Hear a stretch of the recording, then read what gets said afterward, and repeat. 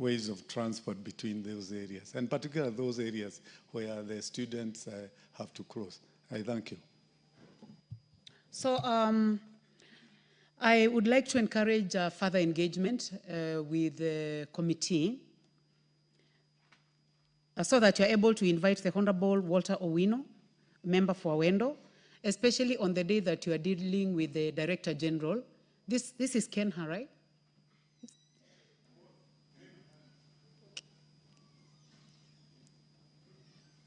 Honorable Kiragu, is this a Kenha or Kera Road? It is a Kenha. Yeah. And Madam Speaker, I would suggest that, in fact, my good friend, it would be good also for the committee to be traveling to those areas so that we also get to acquaint ourselves to these real problems that our people are facing, particularly on the matter of safety, Madam Speaker. So that we close this subject, I would like to ask you, as a representative of the chair, to do a further engagement with the DG Kenha concerning this particular road, Isbania Kisi Ahero, bearing in mind that there are so many accidents as it has been reported by the Honorable Member. Anything out of order, Honorable Dorothy Kiara? What is out of order? Speaker, I just wanted to say this is a very important matter of national importance, Honorable Speaker, and the matter of safety on our roads should be taken very, very seriously. Honorable Speaker, we have continued to lose life, especially along the highways. Honorable Dorothy, what you're saying is important. Unfortunately, the way we transact business is that we had already closed. But I hope you'll get another opportunity in the future to engage on the safety of roads. Thank you. Or also you may take an opportunity also to present on a road which is of concern to you. Thank you very much. Next order. Order number 8, motion, implementation of the universal health coverage and of a policy on mandatory use of public health care facilities by public officers. Resumption of debate. Thank you. It's good that to see the Honorable Sabina Chege is in the House. On this motion, the Honorable Janet Sitene had a balance of 8 minutes. Since she is not in the House, now the debate is open for any other member who may want to contribute on this matter. So, honorable members, I see that there are several people on the screen. Those who are interested on the matter of this motion on UHC, you may hit the intervention button.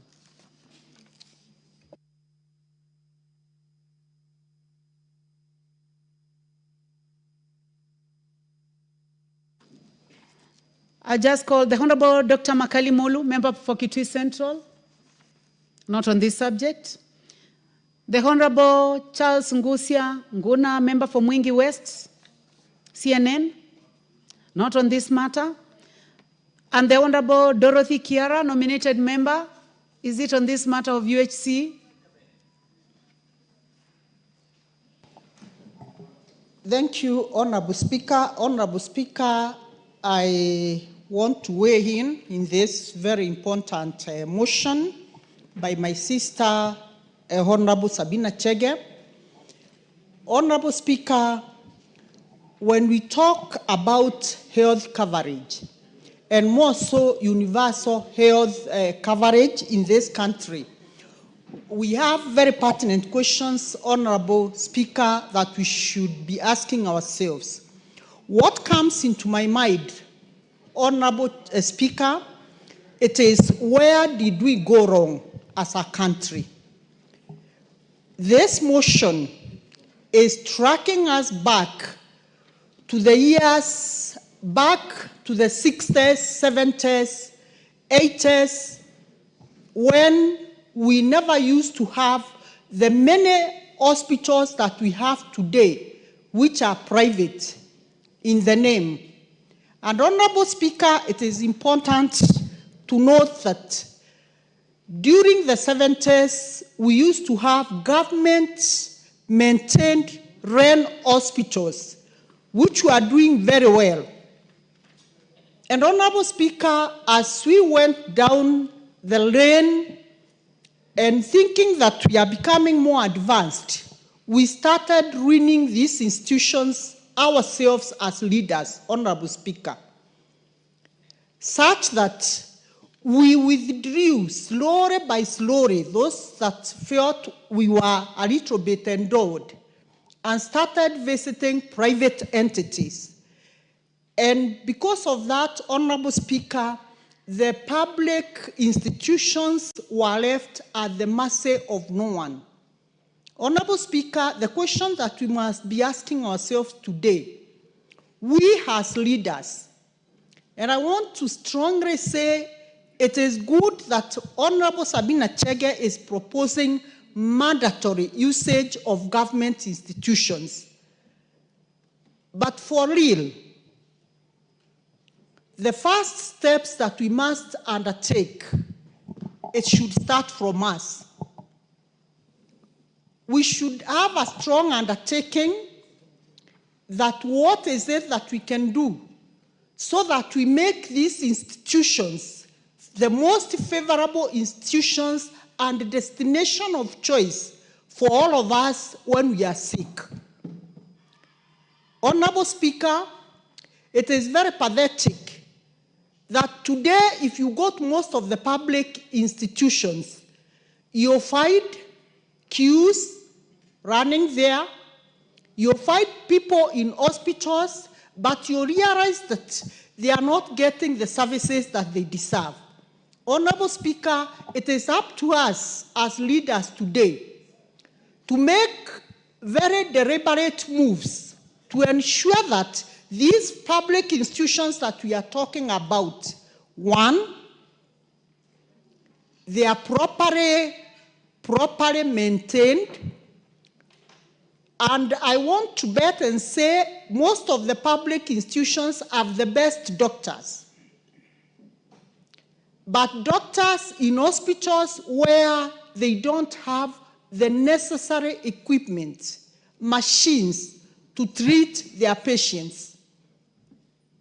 And all of us know you cannot go to an institution where you know you'll not get the intended services. So, Honorable Speaker, I want to challenge us as leaders. Let us now brace ourselves, sit down, and become very intentional in how we want these public institutions to be run. And I want to go on record, Honorable Speaker. Today, as I'm talking here, I want to say these public institutions are improving tremendously. Like me, if I get sick today, I go to Meru General Hospital. Meru General Hospital today is a public institution which is being run very professionally. It has the best doctors. There is no equipment that you go there and lack. And this is what will draw us, all of us, to use these public institutions. Honorable Speaker, we also must ask ourselves as legislators, do we have these public institutions across the country? Do we have level 5 hospitals in all our counties? Do we have properly maintained level 4 hospitals in all our sub-counties? Are they properly equipped, Honorable Speaker? Are the doctors in those hospitals well motivated so that when we go there, we will meet a very motivated workforce? Honorable Speaker, if we can be able to gather or gun all this, I don't see the reason why we should not be attracted to those institutions, Honorable Speaker. Honorable Speaker, as I support this motion, I want to say, let it not be a motion. Let us make this a reality. If we as public servants, and more so we, the people's representatives, start using public hospitals, Honorable Speaker, what we use as leaders, the citizens will believe it is the best. So we must be very deliberate, make the first move of ensuring that these institutions are attractive, these institutions have the best professions, these institutions can provide, they can be able to provide us with the treatment that we require. And Honorable Speaker, if people in my village know I use the Meru General Hospital for my treatment, and that is where I take even my children, there is no reason why the public will not be able to go there also. So, Honorable Speaker, I want to say I support the motion, and I want us to move from it being a motion and make it a reality. Thank you, Madam Speaker. Thank you very much. The Honorable Rueda Obo, member for Lamu East. Asante Bispika. Nami nichukue nafasi hii nimpongeze Mheshimiwa Sabina Tiege kwa kuleta mswada huu. Kwa hakika ni jambo la maana sana. Na ni kama kutuamsha. Lilikuwa lifanywe kitambo zaidi. Lakini sasa ni kama kutuamsha. Naomba inshallah hawa implementation committee ifuatilie jambo hili na liwe lenye kufanyika. Kusema la ukweli, rais wetu mpendwa ana nia mzuri na nchi. Na hili jambo la insurance ni jambo zuri. Kila Mkenya akipata hii insurance sisi tutakuwa na utajiri. Manake sana michango ilikuwa inatuumiza.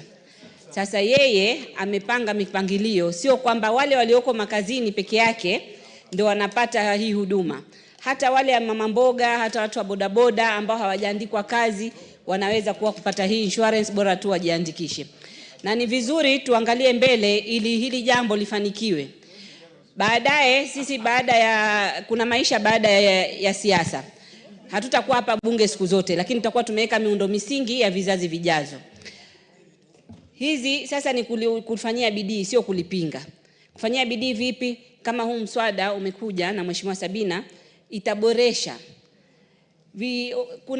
Na tusianze kusema, tunasema tuanze na action sisi wenyewe hata kabla huu mswada kumalizwa au implementation committee kufanya chochote. Sisi wenyewe kama wabunge tutoe mfano. Kama mtu amekuwa mgonjwa, tuanze kwenda. Ndio zile hospitali zitaboreshwa. Kwa mfano mimi nikiwa mgonjwa nende King Fahad Hospital pale Lamu au nende Faza Hospital. Mimi nishawahi kwenda Faza Hospital. Na kusema kweli mambo yanafanyika. Ni kuboreshwa sasa yawe vizuri zaidi. Nimekuwa na mzigo mkubwa pale Coast General Hospital. Coast General Hospital recently mimi hii last wiki iliyopita nimekuwa na wagonjwa wawili ICU.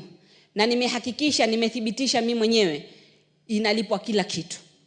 SHA imelipa kila kitu. Sasa vile anasema Mheshimiwa Sabina, kama kuna pahali serikali inaweka mkono wako wewe ndio upate hii insurance, basi mwanzo uende kwa hospitali za public, za serikali hizi. So kuna haja ya kuboresha pia, kuhimiza watu wote waende kule. Kwa mfano, kuna wakati mwanzo huu mswada utatusaidia sisi sana watu wa Lamu. Kivipi? Kuna wakati kuna mtoto wa mtu fulani anajulikana sana Kenya. Alikuja Lamu kujivinjari, akaenda kule Shela. Kule Shela kwa bahati mbaya akaanguka. Alipoanguka akabidi apelekwe hospitali ya King Fahad. Wakati huo ilikuwa haina oxygen. Ilibidi watafute njia za usiku kuja kumchukua yule mgonjwa. Na pahali kama Lamu ikifika saa 12 hakuna usafiri wa aina yoyote. Ndege jua likikuchwa haina ruhusa kuland pale, kutua pale Manda Airport. Barabara kuna curfew, huwezi enda. So Lamu imefungwa baada ya saa 12, hakuna njia yoyote ya kutoka Lamu na kuingia Lamu. Sasa ikiwa na mambo kama hayo, kitokea na dharura, tuseme emergency, huwa ni shida. Kama hiyo ilitokea, ilibidi tungangane kupata clearances abebwe, ikachelewa na ndio alifariki. Na mengi yametokea kama hivyo. Ilikuwa sisi paka tuende Kilifi au Coast General. Lakini kwa sasa kwa mipangilio hii iliyoko mambo yameanza kuboreshwa. Pale King Fahad pia nishukuru gavana wetu na serikali kuu wameshirikiana, sasa kuna oxygen plant. Na sasa yataka isonge kule Faza pia, kwa sababu zile shida zetu, changamoto zetu za kitofauti pale kwa sababu ya visiwa, kwa pia King Fahad nao ipate oxygen plant ifike paka Kiunga, kwa sababu hakuna sababu ya kukosa kufanya hayo. Kwa sababu ya nini? Mheshimiwa Ruweida, wajua kwa hili bunge linakutegemea sana kwa lugha ya Kiswahili. Sasa hii oxygen plant ningependa uliseme kwa Kiswahili. Nimekusikia pia ukisema hospitali ya public, angalau hiyo najua ni ya umma. Kwa hivyo mimi ningependa uzungumze lugha ya Kiswahili sanifu kwa sababu tunakutegemea. Endelea na mswada wako. Endelea na kuzungumza. Asante. Uko na dakika chache zimebaki, lakini usituchanganye na Kizungu. Kiswahili kina ile inasema kama kitu hakuna kwa Kiswahili, oxygen tunaweza kusema oxygen. Unaweza kugeuza hivyo. Kiwanda cha oxygen naweza kusema hivyo. Lakini alikuwa nataka kunafanya Google awe rafiki yangu, lakini bahati mbaya sina time sahihi na hakuna mtu wangu karibu hapa akaniangalilia. Sasa hospitali hizi za zetu tulizonazo za umma, kama nimesema, sahihi SHA inatoa pesa inaenda kwa zile hospitali, haiendi kwa hospitali ile ya county. Inaenda kila hospitali, zahanati zozote zilioko inaenda. Sasa kama kwa mfano pale kwangu Kiunga, kwa mara ya kwanza SHA imepeleka milioni 4. Wakati wote ilikuwa hizo nyuma county ikipeleka 250,000. Sasa 250,000 ilikuwa haikidhi mahitaji. Lakini sasa wamepata milioni 4, ni wajitahidi wanunue vitu, hospitali iboreshwe, na ndio tuweke hizi sheria ngumu ya kusema mtu yoyote wa county, sisi yoyote anaolipwa na pesa ya serikali asiende hospitali za kibinafsi, uende hospitali zile. Na tukiweka hizi hospitali kwa haraka zitakuwa mzuri. Manake ukiangalia mtu wa Kiunga aambiwe lazima aende hospitali ya Kiunga. Sasa yule daktari mwenyewe pia yake wa mgonjwa atataka kuwa pale. Hao ward administrators wale wanafanya kazi pale mahospidi manini wote wakuwe pale. Kila mtu atakuwa kwa upande wake, atahakikisha ile hospitali imekuwa mzuri. Hospitali zitaboreka kwa haraka. Mimi naunga sana huu mswada mkono, na tutataka hizi hospitali zetu ziwe mzuri, na tuanze sisi kwenda, ndio watu wataona haya mambo sio kusema tu, ni kusema na kutenda. Na hii itabadilisha Kenya. Rais wetu yale nia yake mzuri itawezekana. Kusema ukweli, Bi Speaker, yani sisi hii SHA ndo sasa tunaona kweli mambo yanafanyika. Yani hospitali ya ndani hivyo kama Kiunga ipate milioni 4 kwa mara ya kwanza ilikuwa ni history. Na history zimekuwa nyingi, Bi Speaker. Barabara sasa hizi zimefanywa kwetu na rais wetu huyu. Mimi leo nimeingia nikidunda hivi. Nikidunda mwenyewe nikidunda. Leo najiona Mkenya. Kwangu nimepata barabara ya kwanza inchi ya kwanza ya tarmac. Nashukuru. Rais huyu kazi anatutendea. Na sisi tumsupport, tufanye kazi vizuri. Tuende hospitali ya umma. Honorable Ruweida. Thank you. We have schools. We have several schools, honorable members, you may have noticed, and I would not want them to leave before we recognize them. We have in the speakers gallery this morning Gashada Secondary School from Kirinyaga East constituency in Kirinyaga County. Let's welcome them our usual way. Cheryl Belek Secondary from Sotik constituency in Bomet County. Kairi St. Mary's School from Gatundu North in Kiambu County. And seated in the public gallery this morning, we have Ekone Junior School, Mwingi Central constituency in Kitui County. You are all welcome to the National Assembly to continue observing proceedings of the House. Thank you. You have 2 minutes. You have actually 1 minute and 12 seconds, Honorable Ruweida. Asante. Ndio nimalizie. Tunasema hospitali zetu, zahanati zetu ziboreshwe. kila hospitali, hata ile wanaita kiwango cha namba 3, cha namba 4, zote ziwekwe hizi viwanda vya oksijeni. Kila pahali ikitokea dharura iwe mtu atasaidika, na watu wawe na moyo zaidi ya kwenda zile hospitali, na madaktari wote wawe pale. Kama sisi Lamu Mashariki, hospitali yetu ya karibu ambao ni inaitwa level 6 ni hapa Kenyatta Hospital. Hii SHA ikifanya hivi itatusaidia sisi zaidi, tutasaidika. Manake hapa angalau kuna hospitali 6 za level 6 ambapo ziko kwa maeneo karibu huku. Lakini sisi ndio tunajua umuhimu wa SHA tukiwa mbali. Tukiwa mbali hospitali zetu zikiwekwa vifaa vizuri, huduma nzuri, tutafaidika zaidi. Hatuna haja kufanya safari kutoka Kiunga uje paka Kenyatta Hospital, ndio karibu yetu. Region yote ya Pwani hospitali ni sisi tunaenda kama referral, tunaenda Coast General. Thank you, Honorable Kagogo. Member for Marakwet East. Thank you very much, the Honorable Speaker. And Madam Speaker, allow me to congratulate my colleague, the Honorable Sabina Chege, for this motion, very important motion.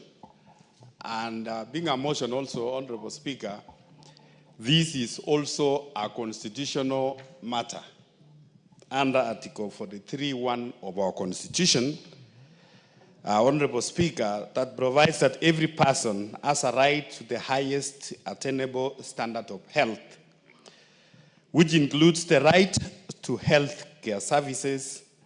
And Honorable Speaker, even as we debate this motion and probably we approve, Honorable Speaker, there is need also to go further and amend the laws, the health laws, so that to make sure we operationalize this motion. Madam Speaker, if you check our public hospitals, the Kenyatta National Hospital, which was built many years ago by the government of Kenya, using millions of money, Kenyatta National Hospital, Madam Speaker, up to today as we speak. Honorable members, time for this motion has come to the end, and I give you 1 minute to conclude. No, maybe 2 minutes, Madam Speaker, because I had planned my for more than 2. So I was saying, Madam Speaker. And for those who have, I can see several cards. If the chair feels magnanimous, she can also share her 10 minutes for reply to several of you. I will ask her to give me. Honorable Kagogo, you have 1 minute to conclude. Yes. So it will, the 1 minute or 2 minutes will come after me, Madam Speaker. Madam Speaker, I was saying, Kenyatta National Hospital, which was built in Kenya for the first time, if you check, they have not even opened even a branch outside even Nairobi or anywhere. But as hospital like the private hospital like Nairobi, the Aga Khan, which came up later, Madam Speaker, they have branches almost everywhere across the country, and actually because of public resources. Because including the members of parliament here, Madam Speaker, even our medical scheme, many members and or even no member can go to Kenyatta National Hospital using the parliamentary service medical card we are given. Because one, we need to improve the facilities in our public hospitals.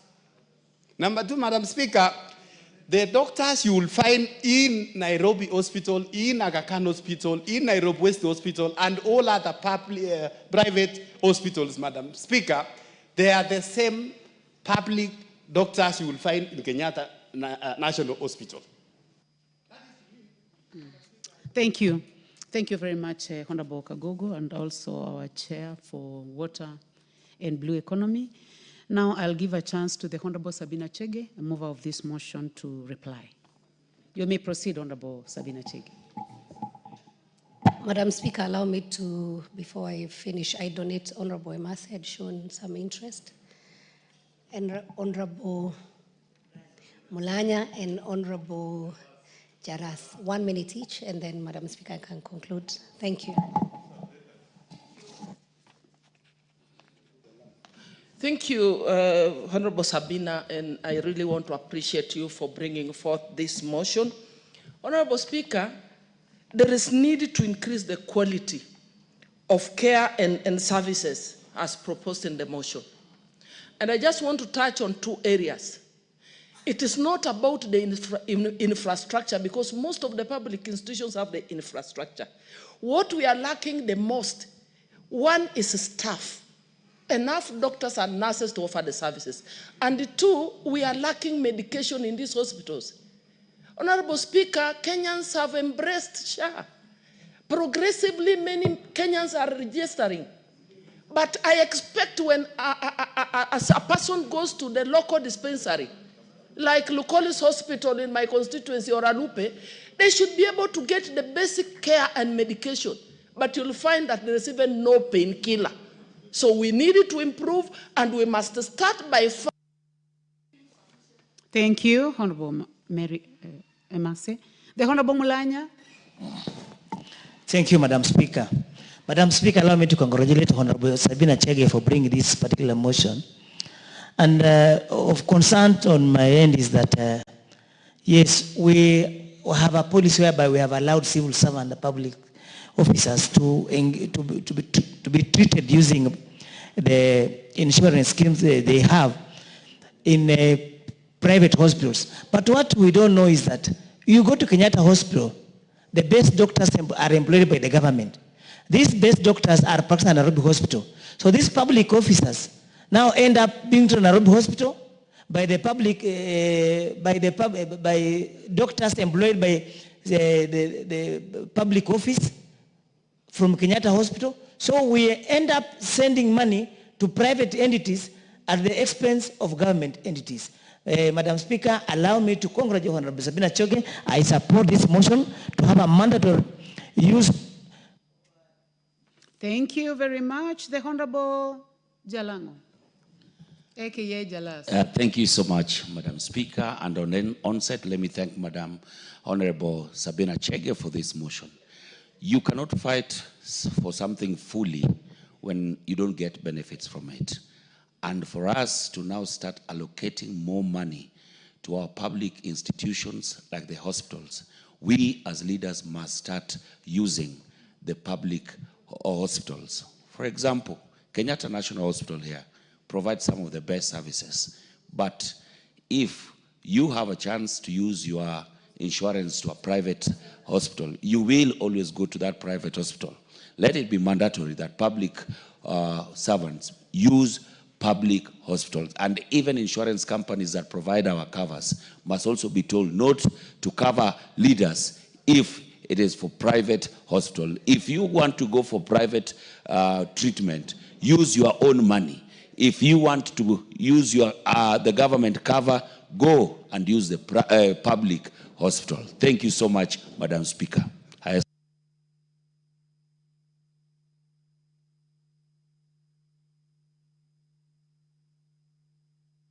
Technically, I see your hand is up. What is out of order?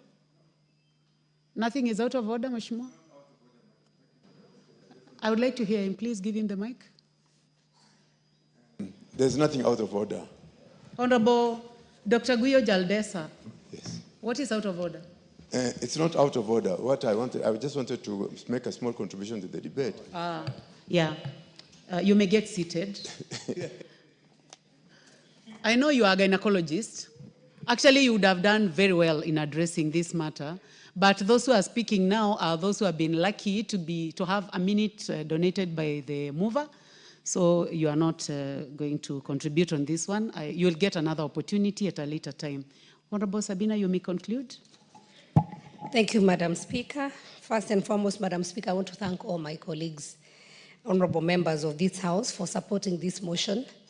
As I said, Madam Speaker, having been a former chair of health, my own personal experience, I've had a father who has been sick for a very long time, so I've had access to both private and public institutions.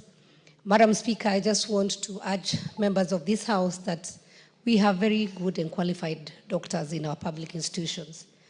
Madam Speaker, what we need is to finance enough these public institutions.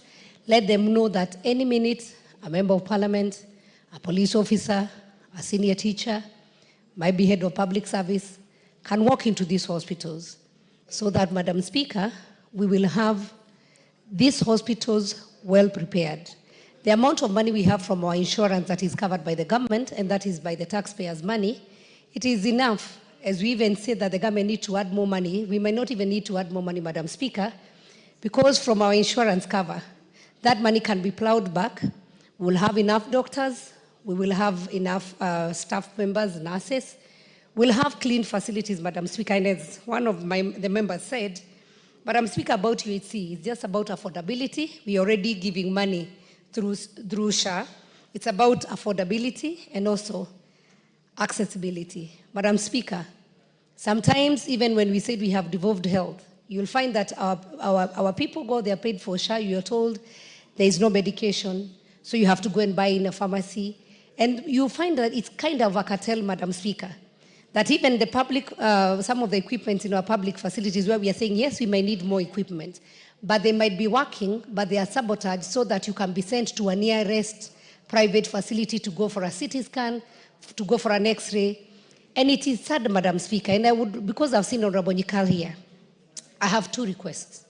One, I would like your committee to investigate on the amount of money that is being paid out by SHA. What is being paid to the public facilities, and I know we already have around 42% of our public facilities, and what is going to a private facility. Why would we pay around 100 million to a private, very small private hospital that is giving cancer treatment, and compared to what we are paying the entire Kenyatta University referral, Moi Teaching referral, Kisii Level 5, even the Jaramogi Oginga, or the amount of money we are paying to Kenyatta National Hospital. Why would a small facility that only offer one service, and it's publicly known in Kenya, be paid millions of shillings from SHA? Honorable Nyikal, and allow me, Madam Speaker, through the Speaker, to address you. Last night, as a mother, I was very disturbed by a case I saw from Machakos, and I wish and I hope the women rep Machakos and the leaders from Machakos can follow that matter. And Honorable Nyikal, with your committee, kindly help that mother whose child was operated in a facility in Machakos. First, she was forced to pay 5,000. I watched 9 p.m. news yesterday, around 9:35 p.m. You can go back to your YouTube and see. And then this child, the mother was forced first to pay 5,000 shillings. Then the doctor messed up with the child. The child needed emergency, so she even borrowed 50,000 to get an ambulance. And the ambulance, when they were leaving the hospital, they were meant to be taken for referral in Kenyatta Hospital. But then the mother ended up in a facility, small facility in Isili, where this baby has been held. And the mother, till now, cannot be able to access to see the condition of her child, who is in ICU, because she has been asked to pay 3 million Kenyan shilling.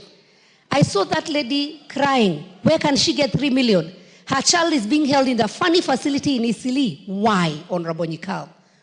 Why would we have our citizens suffering when you have been forced to go and use a private facility because they need money? And investigate also. Sometimes you'll go, some of the services that are offered when you're going with an insurance or with this SHA, if SHA is paying, you are told you can pay, the service is 28,000. But when you are paying cash, you are told you can pay 14,000. What is this? We need to investigate.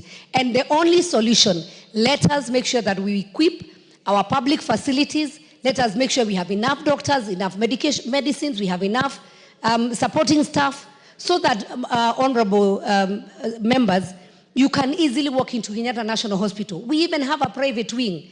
And I want to say, maybe for us to start by leading by example, because we are urging the ministry to quickly form a policy on this. And sometimes policy can take as long as somebody wants. It can be formed within 1 month, 6 months, or somebody can decide to sit on this forever. And I hope the Committee on Implementation can follow up on this. So, might be members of this House, for your yearly health checkup, I would want to urge you, go to Kenyatta University Teaching Referral.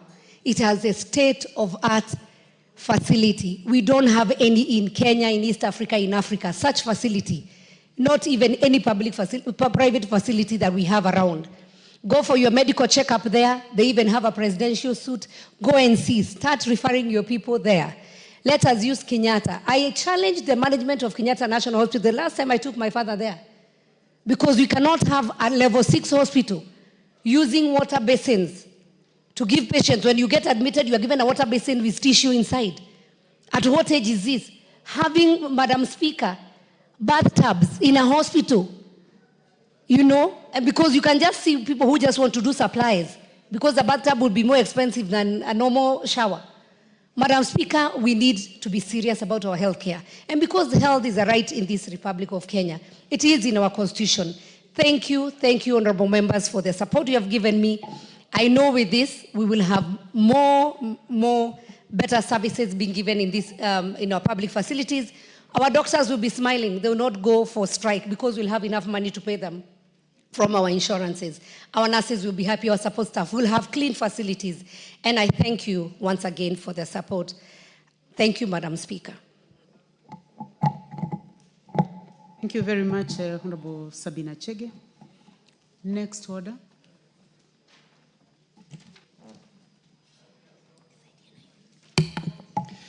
Order number 9, motion.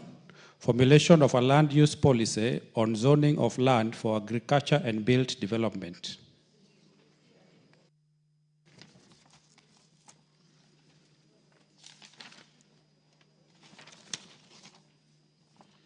The Honorable Timothy Wanyonyi, Member of Parliament. I can see that the Honorable Wanyonyi is not in the House, so that matter is deferred to a time when it will be next scheduled by the House Business Committee. Next order. Order number 10, the Breastfeeding Mothers Bill, National Assembly Bill number 8 of 2024, second reading. Honorable Sabina Chege, you may proceed. Thank you, Madam Speaker. Honorable Speaker, I rise to move the Breastfeeding Mothers Bill 2024, the National Assembly. Honorable Sabina, to disturb you before you finish moving the motion. Honorable members, I would like to recognize students. Seated in the public gallery this morning, honorable members, we have students from Emali, Sunshine Academy, Kajiado East constituency in Kajiado County, Mutini School from Boone constituency in Makueni County, Kidadhani School, Makueni constituency in Makueni County, St. Mary's Kibabii Boys from Kandui constituency in Bungoma County. And also seated in the speakers gallery this morning, we have students from Makuyu School, Murang'a South constituency, Murang'a County, and Bavuni Secondary School from Bahati constituency in Nakuru County. I would like to request the Honorable Sabina Chege to welcome the students, and then as you continue, the school from Murang'a is called Makuyu School. So you may welcome them for us, and then you proceed to move the motion. Thank you, Madam Speaker, for the opportunity. I wish to welcome all the schools that are present in the House today. And I'm privileged, Madam Speaker, to welcome a school from my own, Makuyu. Karibuni sana. I am so happy to see them here. And I just want to encourage all the students that yes, we are here today. We were one at your age and at school, so you can easily find yourself here. And we wish you all the best as you study. We wish you the best and we welcome you once again into this house. Madam Speaker, allow me now to rise to move the Breastfeeding Mothers Bill 2024, a National Assembly Bill number 8 of 2024. And Madam Speaker, the principal object of this bill is to provide a legal framework on mothers who may wish to breastfeed their children at workplace. Madam Speaker, the bill provides for the right of a mother to breastfeed freely or express milk for her infant. And the bill further requires employers to provide breastfeeding employees with lactation rooms to either breastfeed or express their milk for their children. Madam Speaker, breastfeeding is the first preventive health measure that can be given to a child at birth, and it also enhances mother-infant relationship. It is nature's first immunization, enabling the infant to fight potential serious infection, and it contains growth factors that enhance the maturation of an infant organ system. And Madam Speaker, this also contributes to the whole being. Kenya is a signatory to treaties that provide for the right of an infant to exclusive breastfeeding for the first 6 months. The government should therefore promote and encourage breastfeeding and provide the specific measures that would present opportunities for working mothers to continue expressing their milk and breastfeeding their infant or young children. Furthermore, the practice of breastfeeding may save the country's valuable foreign exchange that may otherwise be used for milk importation. Presently, Madam Speaker, female employees exit the workforce or stop breastfeeding in order to secure their job security, which is very unfair. No woman should be forced to compromise the health of her child in order to make a living. We know, Madam Speaker, our maternity leave currently, maybe this is something that we needed to look at, the labor laws, allows only a maternity leave for 3 months and a paternity leave for a month. Madam Speaker, the recommendation for exclusive breastfeeding where a child should not be given anything, including water, for 6 months, then hinders a mother who needs to report to work after 3 months. So that means the option that is required is for this mother, Madam Speaker, either to start giving the other milk, which I don't want to call the names. We have categories of various imported milk that we have in this country, or you have to breastfeed, Madam Speaker. Madam Speaker, I want to give my personal experience because I got my baby 10 years ago when I was still serving in this house.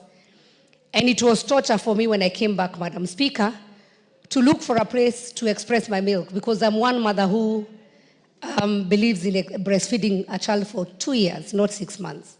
And so after my 3 months, Madam Speaker, I had to look for a place where I'll be expressing my milk. And I will tell you, it's a shame, Madam Speaker, that in this house, even now as I speak, the only crochet that we have, it is very far, somewhere near Red Cross, for the people who know where Red Cross is. And it's not really an environment that you feel comfortable. So I ended up going and chasing my driver in the car to sit down and express my milk, and I had to get a very special bag to be able to carry that milk home so that the milk doesn't spoil, for the child to take the milk when I'm away. So, Madam Speaker, in this bill, Part 1, Clause 1 and 2 of the bill provides the preliminary matters, including the title of the bill and implementation terms used in the proposed act. And in Part 2, we have Clause 3 to 10, where the bill provides for the fundamental principles and rights at work for a breastfeeding mother. It provides for the right to freely breastfeed or express one's milk for the baby. It also places an obligation on employers to provide breastfeeding working mothers with rooms to either breastfeed or express their milk. It also provides for standards of such rooms. Madam Speaker, if you go to our airports, and this happens, I don't know whether it's only in Africa, because when you travel, and I know you have traveled, you go to the airports, you go to Dubai, you go to the major airports that you know, Heathrow and the rest, you find that there are very specific rooms for mothers to breastfeed or even change their children. But come home, the only place you find like a small table, it is in the toilet, Madam Speaker. And we know those young ones, they pick infections very fast. So we are saying move the breastfeeding mothers, move the mothers who have these children, the small babies, from toilets to a room in any building that can just be a clean one, provide a comfortable seat. It's not expensive, Madam Speaker, just a room. We have very many high-rises in this country. So even in this house, Madam Speaker, just near here, where a mother doesn't need to miss a bill or to come to the house, around here where we have the offices of the leadership here, we can get one room, Madam Speaker, where you can get a seat, where we can get a small fridge. I can put my milk there, and when I'm going home, I pick it up, and I label it very well, Madam Speaker. So the bill further provides for baby changing tables. This is important because the greater majority that is public find it unsanitary to change a baby in public setting, such as restaurants, Madam Speaker. We have seen women being chased in restaurants because they are told they are showing their breasts when they are breastfeeding their children. Madam Speaker, I want to congratulate the government, especially on the new markets that they are doing. that these new markets now have a place so that ule mama mboga, the mother who has carried the child to go and sell nyanya, tomatoes, to go and sell mboga, that she can be able to have a very nice and decent place to change even a nappy of her child. So we're not just talking about working mothers, but even the ones who are working in informal sectors, that even in our marketplaces, we can have those rooms specifically for those mothers. They can change. Maybe a child can take a nap, or Madam Speaker, they can also be able to breastfeed in privacy and in decency, Madam Speaker. Madam Speaker, this provision will also cater for persons who are traveling from long distances in the accompaniment of babies, ensuring that in each public restroom, a baby changing facility is provided. This part also provides for a general offense under this act. So whether we are having bus stations, we have long distances buses. So where we have bus stations, we have a specific room, not inside the restroom, Madam Speaker, but at the side where these mothers can change and breastfeed their babies. Part 3 of the bill, we have clause 11 to 12 that provides for power of the Cabinet Secretary to make regulations for the better carrying out of this proposed act, Madam Speaker. Madam Speaker, as I ask Honorable Wanyonyi to second, because I want he for she, the men who stand for women.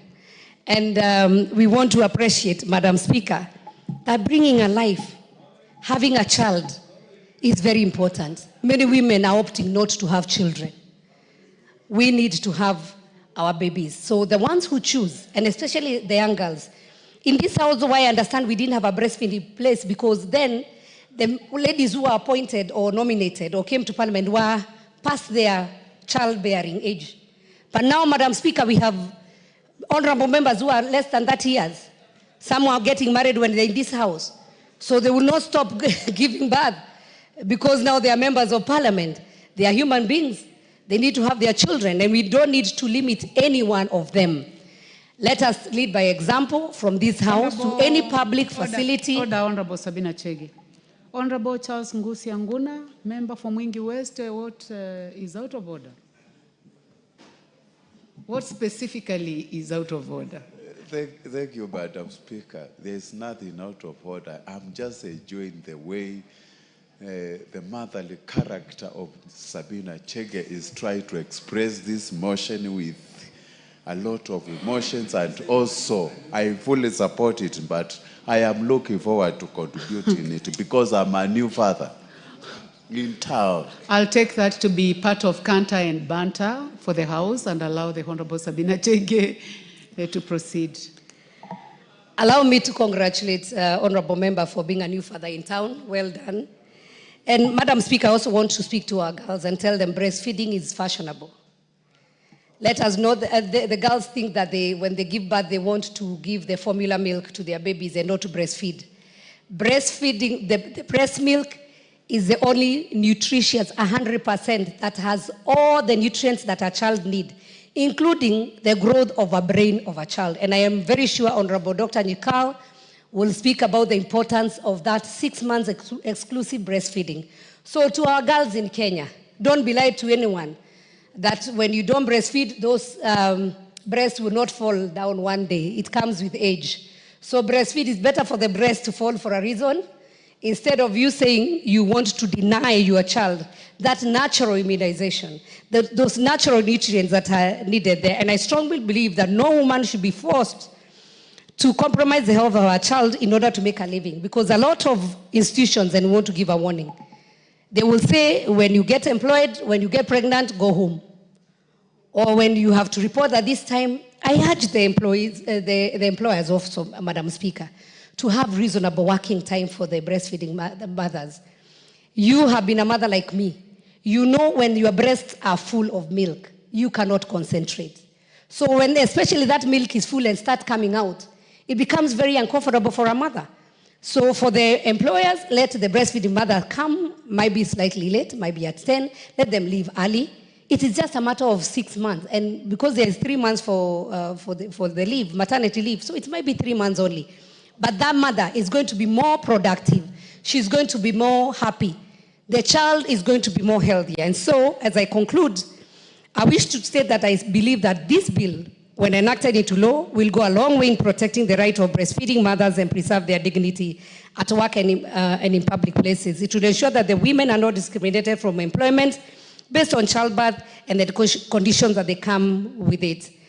Madam Speaker, I want to thank the committee that handled this matter on the social protection. Honorable members, you can have a copy of a report that the Committee on Social Protection considered this bill. We went through a lot. I want to also congratulate many institutions that came in to give their views. Madam Speaker, there were many of them. I'm trying to see whether I can be able to get them. We have the Kenya Association of Breastfeeding, Kenya Bankers Association, DONA International. We have Kenya Demographic and Health Survey, Kenya Private Sector Alliance.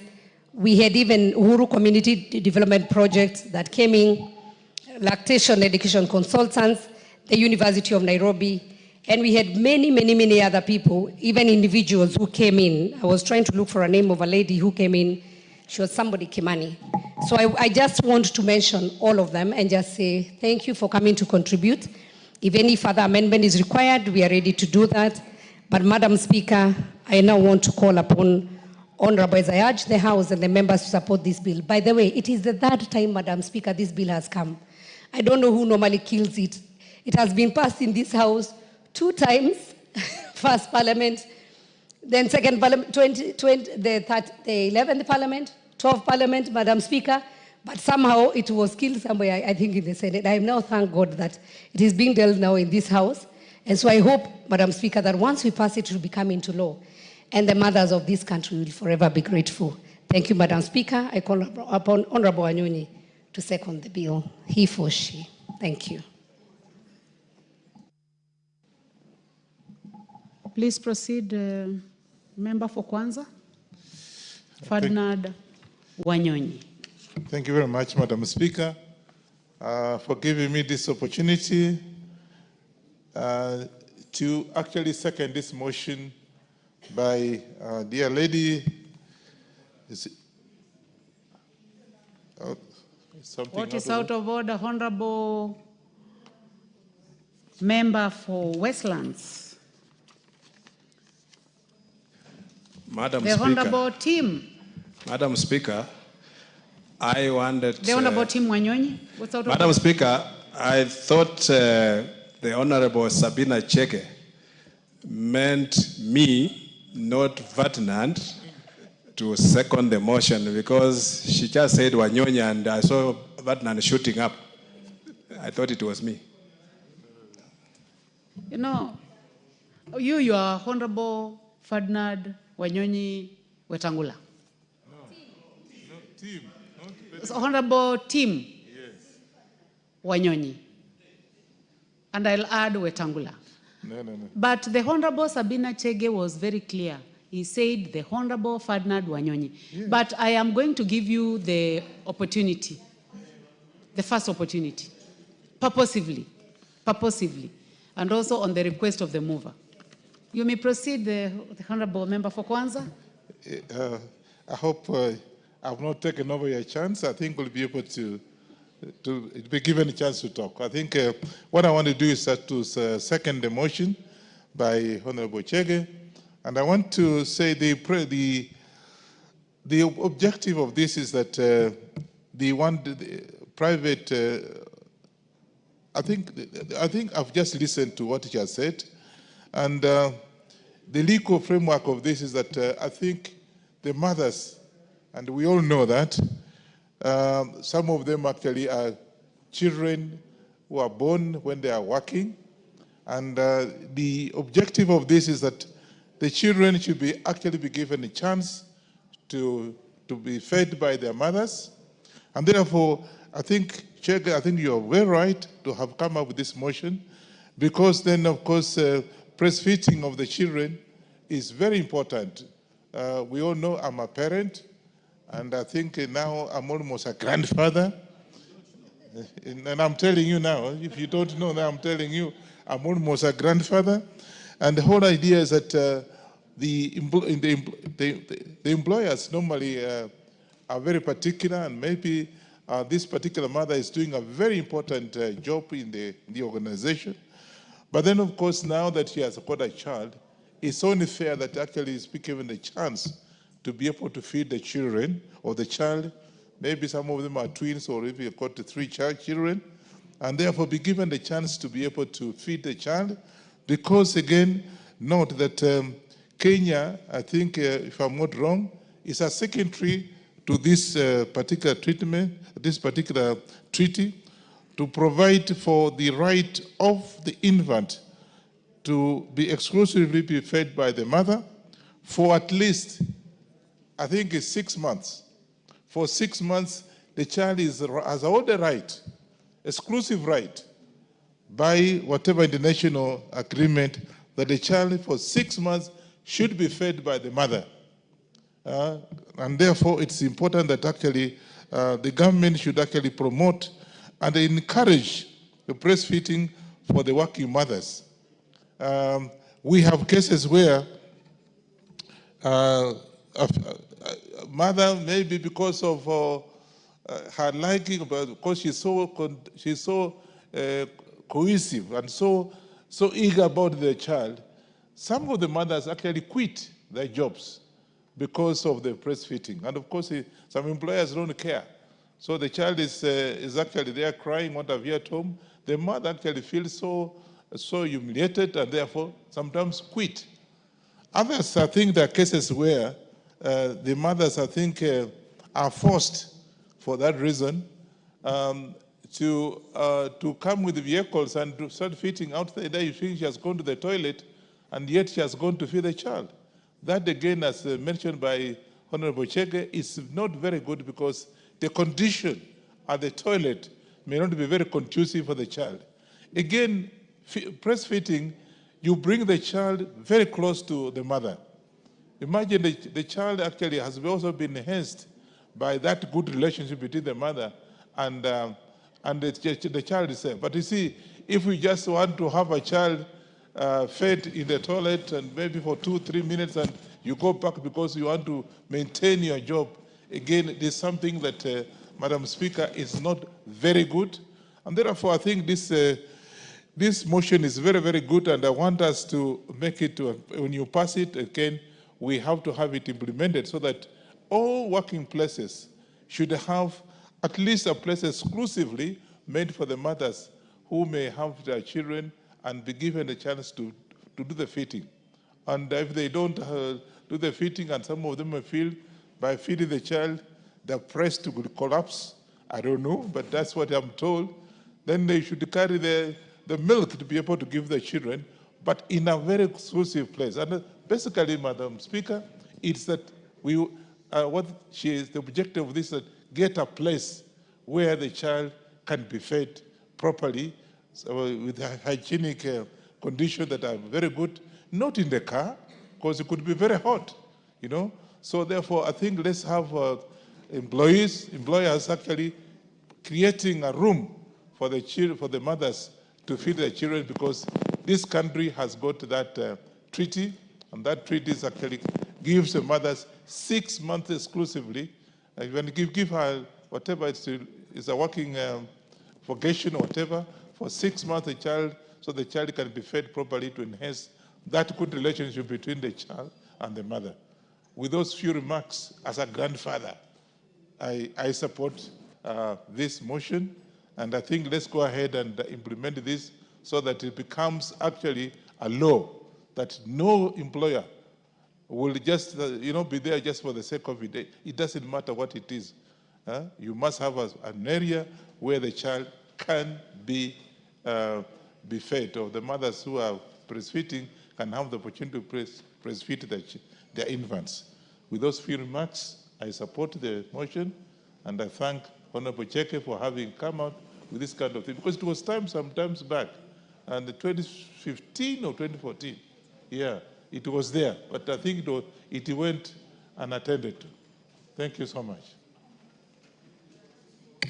Thank you very much, honorable members. I now propose the question that the Breastfeeding Mothers Bill National Assembly Bill number 8 of 2024 be now read a second time.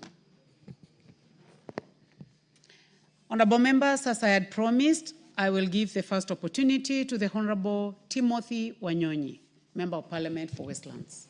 Thank you, Madam Speaker. First, I want to appreciate and thank Honorable Sabina Chege for coming up with this bill.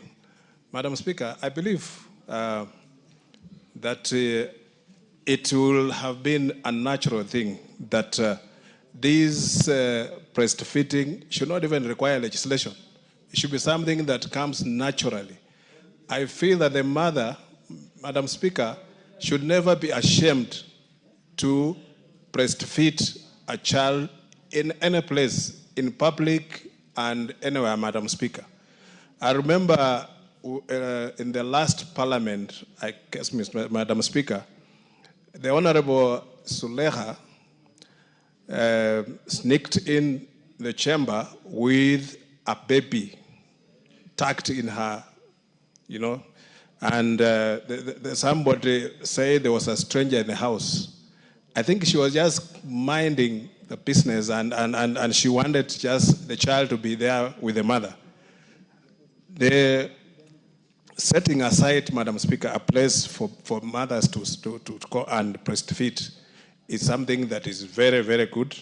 And on this, I want to echo the Safaricom, I think, is the first company, Madam Speaker, that has come up with that idea that there's a place where mothers who are breastfeeding, they have their children there, they take off time from work to go and breastfeed and sit with the child, and that is something that makes the child not to miss the mother.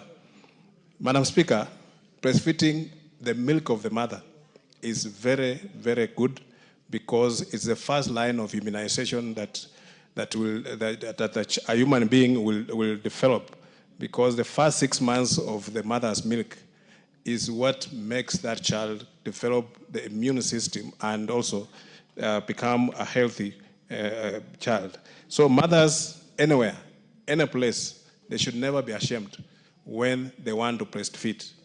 There should never be any prevention.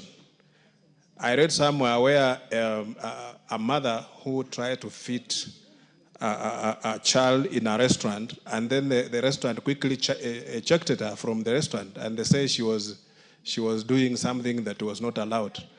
Madam Speaker, that should never happen. It is something that should be just a natural thing. It happens. The mother with a child connection should always remain, Madam Speaker, very close. And this bill is going to provide that. The legal framework, Madam Speaker, to make... Honorable Wanyonyi, I'm interrupting you because today we have many guests, many students, and we do not like them to leave before we recognize that they are in the house. Okay. So, honorable members seated in the public gallery this morning, we have students from Nairobi Road Primary School, Nakuru Town, Nakuru County. We can welcome them our usual way, honorable members. Damar Springs School, Kikuyu Constituency, Kiambu County, and Githaji Primary School, Maragua Constituency in Murang'a County. You are welcome to the National Assembly to observe proceedings of the House. You may continue, Honorable Member for Westlands. Thank you, Madam Speaker. I also will wish to welcome the students to enjoy the proceedings of Parliament and also see that this is a National Assembly. I'm sure many of them at one time, they'll want to come and sit where we are sitting, Madam Speaker. And we want to encourage them, and that being here, it just requires you to take serious your studies and also discipline in everything you do. Madam Speaker, thank you. Breastfeeding, Madam Speaker, according to this bill, is the first health measure that can give to a child at birth. It also enhances mother-infant relationship. That is true, Madam Speaker, because we always know that the relationship between the mother and the child, it starts at birth. Honorable Tim Wanyonyi, let me interrupt your contribution for a minute. to welcome a number of schools on a public visit to the National Assembly. So we have in the Speaker's Gallery this morning, Chemi ya Tumaini from Kibra constituency, Nairobi County. And then we have Kwanza girls from Kwanza constituency, Trans Nzoia County. Both schools are welcome to the National Assembly to observe the proceedings. The Honorable Ferdinand Wanyonyi will be permitted to welcome the two institutions and the learners to Parliament. Thank you very much, Mr. Speaker. I want this opportunity on the behalf of this House to welcome, I don't see them. Are they the Kwanza? Oh yeah. I want to take this opportunity, Mr. Speaker, to welcome the Kwanza girls, students from Kwanza second school, and to tell them that this is where we make laws. This is where we do the oversighting of all the functions of the government, and this is where we actually do the budgeting, what have you. And therefore, I think I want you to feel free and enjoy your stay here. And I know one of you may one day come to this House as a member of Parliament to continue helping and, of course, making laws for this country. Therefore, enjoy yourself. This is where your member of Parliament sits to make law for you. And therefore, asante sana, kuja, karibu, tuone vile iko. Asante sana. Thank you. Yeah. Mr. Speaker, may I proceed? Problem with the mic? Yeah, Honorable Tim, before you proceed, you know, somebody is saying that Honorable Ferdinand Wanyonyi is out of order. He is certainly not out of order when the name of the school is in Kiswahili. It is Kwanza to mean number one girls in the country in terms of schools. Okay. It's a name. It's Kwanza school, number one school. And the deputy majority leader, who is a Fulbright scholar, will explain that point better. Give the deputy You see, Honorable Speaker, the Kwanza in this case, Honorable Speaker, is a noun. Okay, it's not Kiswahili, it's a noun. It could be any language, and that definitely cannot be translated to mean Kwanza as in first in Kiswahili. It cannot. It is just a noun. And therefore, for him to mix a noun and the Kiswahili language and say that they're the same, it doesn't work like that. So just like Wanyonyi is just a noun. It is not a language. Just the fact that he's called Wanyonyi does not permit him to speak Luya in this assembly. It does not, and therefore he needs to withdraw and speak in English, because the standing orders in this house are that you cannot mix two languages. You either start with one and finish that with the same language, or start with whatever. That is what it means. So he needs to withdraw and say what he wanted to say in English, or he chooses to start in Kiswahili and end in Kiswahili. Or if he wants to speak in Luya, he can start from Luya and end in Luya, and no other languages in between. Yes, I must speak.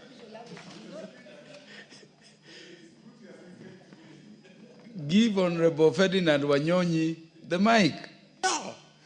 All I'm saying that I think it's good that he has come up with say what he's saying, just so that people know that this is a place where we talk either in Kiswahili or English. I never spoke Kiluya. So therefore, I think he doesn't even know what a Kiluya is. So he's completely out of order. Yes. For him to have asked me to speak Kiluya. I can't speak Kiluya here. I'm a national member of parliament, therefore, karibu sana. You have to laugh. Yes. I think when they go back home, they know that this has made them laugh a bit. Yes. So thank you so much, Mr. Speaker, for that chance. Welcome to Nairobi and welcome to this August House. Thank you. Yes, Honorable Ferdinand Wanyonyi, because you only spoke about our beautiful girls from Kwanza Girls in Kwanza constituency, Yet I'd given you the opportunity to welcome both institutions. It would be remiss if I never gave the Honorable Rero the chance to welcome the students coming from Chemichemi. Chemichemi, it's called Chemichemi? Chemichemi ya Tumaini, beautiful school from Kibra constituency. In 1 minute, Honorable Rero. Thank you, Speaker. You know, Honorable Ferdinand is my friend. And being a nationalist, I thought he was going to welcome all the students from all the constituencies.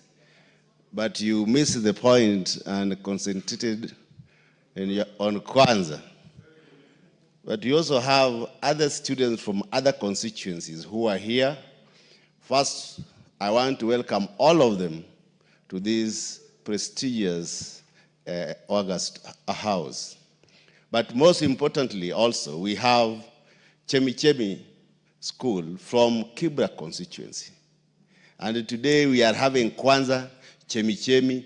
I think they are all nouns, as my brother said. These are names that not necessarily mean the Kiswahili terms, but they are names that mean these schools are called with those names. I want to welcome them today to this great house and also see that people who live in formal settlement can also come to the National Assembly. It is not a preserve for those who live in prestigious places. Feel welcome, my students from Kibra and from other parts of the country in this house, and make sure that in the future you also work hard to become a member of this National Assembly. Thank you, Mr. Speaker. The Honorable Tim Wanyonyi now has 5 minutes to conclude his contributions. Thank you, Mr. Speaker. Mr. Speaker, I also just on a light note that there's no language called Luya. There's various dialects in the Luya community. We have the Bukusus, we have the Wanga, the Marakole, all not like that. But there's no language called Luya. We have those dialects, Mr. Speaker. That's on a light note. Mr. Speaker, this bill also provides for mothers to have a place where they can go and change their children without having any shame, without fearing anything about hygiene. And this, Mr. Speaker, it should be provided anywhere, any place that is frequented by people, whether it's a mall, a restaurant, any place where, Mr. Speaker, that people are allowed to go and socialize. So that, Mr. Speaker, this is bringing to providing a legal framework so that these things now are recognized in law, and that even members of parliament who will have children while they are in serving as a member of parliament, they should have a place within the precincts of parliament to go and breastfeed or change the child. They should not be ashamed to carry the child to a place of work, Mr. Speaker, because many times the mothers are forced, sometimes some even quit jobs to go back and breastfeed and or take care of the child. And sometimes we are not even sure, Mr. Speaker, if you left your child with a caregiver, sometimes they end up even abusing children.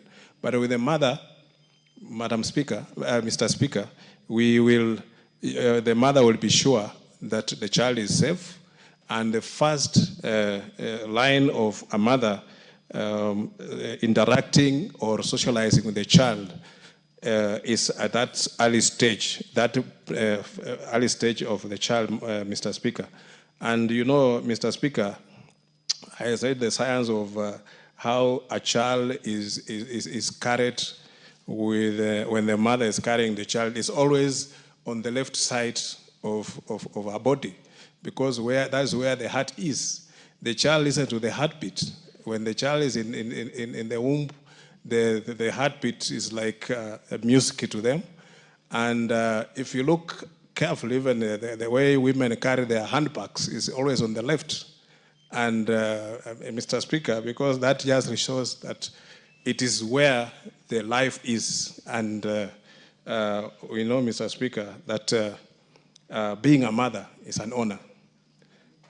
There's one Tanzanian musician who sang and say that a mama hana mfano. If you and many times, Mr. Speaker, you'll find that maybe, especially young mothers, they'll be very much afraid to breastfeed. For example, if they are traveling in a public transport and a child wants to breastfeed, you find that maybe she gets a bit scared about how she can remove her breast and let the child feed. And that is something that we want to encourage, that the first line of immunization, of immunity, it should be built at that path, at the path when the child gets the mother's milk, and it's the first time that the child interacts with the world is the mother. The first time that the child will get to know the environment around where the child is interacting is the mother. And therefore, breastfeeding and changing the child and even bathing the child, it is something that it is so natural, and the mother should always be free and to interact with the child, Mr. Speaker. Therefore, I want to support this bill, Mr. Speaker, knowing very well that it is coming at a time when we are having so many cases of young people who are not being, that are even shying, Mr. Speaker, to give birth, because sometimes somebody feels that maybe when they get pregnant at work, they might lose their job. And that going on maternity leave sometimes also does not give enough time for the mother to interact with the child. Therefore, this is a very important bill, and want to support and also thank the Honorable Sabina Chege for coming up with this bill. Thank you, Mr. Speaker, for giving me an opportunity to. The Honorable Karoli Omondi, you want to speak to this? No, You're waiting for the next... Actually, I was waiting for the motion by Honorable Tim Wanyonyi on land use, but I think he was not around. Okay, thank you. The Honorable Dr. James Nyikal, you want to speak to this? Yes, please. Honorable Sabina Chege, are you proposing that lactating members of parliament will also have space to breastfeed within the house? Because I believe that is what clause 3 of your bill means. And the speaker would be very pleased. Is that what you are proposing? Because you remember the battle we had before. You will have a chance to explain when you reply. Let the chair of the Departmental Committee on Health tell us the benefits of this bill. Dr. Nyikal. Thank you, Mr. Speaker, for giving me the opportunity. Mr. Speaker, I rise to support the bill. And I support the bill, one, because the object of the bill is noble and natural and something we shouldn't even debate. The whole of human effort is actually for human survival, and human survival is basically the survival of babies. And the object here is to make it possible for mothers to breastfeed, something that God himself has provided for, that babies should breastfeed. And this is actually, breastfeeding is the most appropriate way of giving babies nutrition and looking after them. It is the most appropriate. Breast milk has all the elements that are required for growth, for protection, and even for psychological growth. It has the proteins in the exact amounts that are required, so that there is literally no wastage. Other foods we eat, there's a lot of wastage. But with breast milk, everything that goes in is actually utilized. It has all the elements that are protective of the baby's life. It has a protective value as well. Breast milk is actually alive. It has living components. It has some cells that actually are derived from the mother that are protective. And so that when the babies are breastfed, they are less likely to get sick even when they are exposed to microbiomes, things that cause illness. It actually have elements that actually kill some bacteria and some viruses as a component of it. It actually, in cases of mothers who are vaccinated, it actually it confers protection on the baby to diseases the mother has been vaccinated against.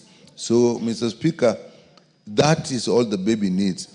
In growth and development of the baby, it's still dependent on these nutrients. And it is particularly important in the first 2 years of life, when there is maximum development of the brain in particular. So, Speaker, we may not be aware that after the first 2 years, if you miss out on the appropriate nutrients that are required for development of the nervous system, particularly the brain, even afterwards, if you provide those, it does not help.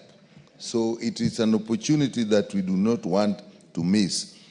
And actually, within the first 5 years, the actual growth of the baby, of the brain, literally stops. The Speaker, if you were to look at the head of a baby compared to the rest of the body, the ratio is very big.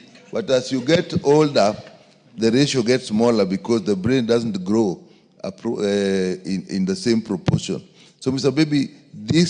Speaker, this is the survival of babies, the development of babies, the emotional and even psychological growth. And Mr. Speaker, the emotional development is not just from the milk, it is the interaction between the mother and the baby. That is actually important for the baby's emotional and psychological growth. So, Mr. Speaker, we need to support this as a society, and therefore this bill supports this process. And all these advantages that I've talked about, Mr. Speaker, will be denied to a mother and the baby if the mother is working.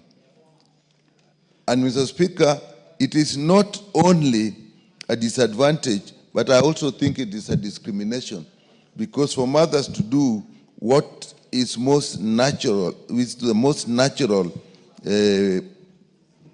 job that God gave them, and to deny them that is actually a crime.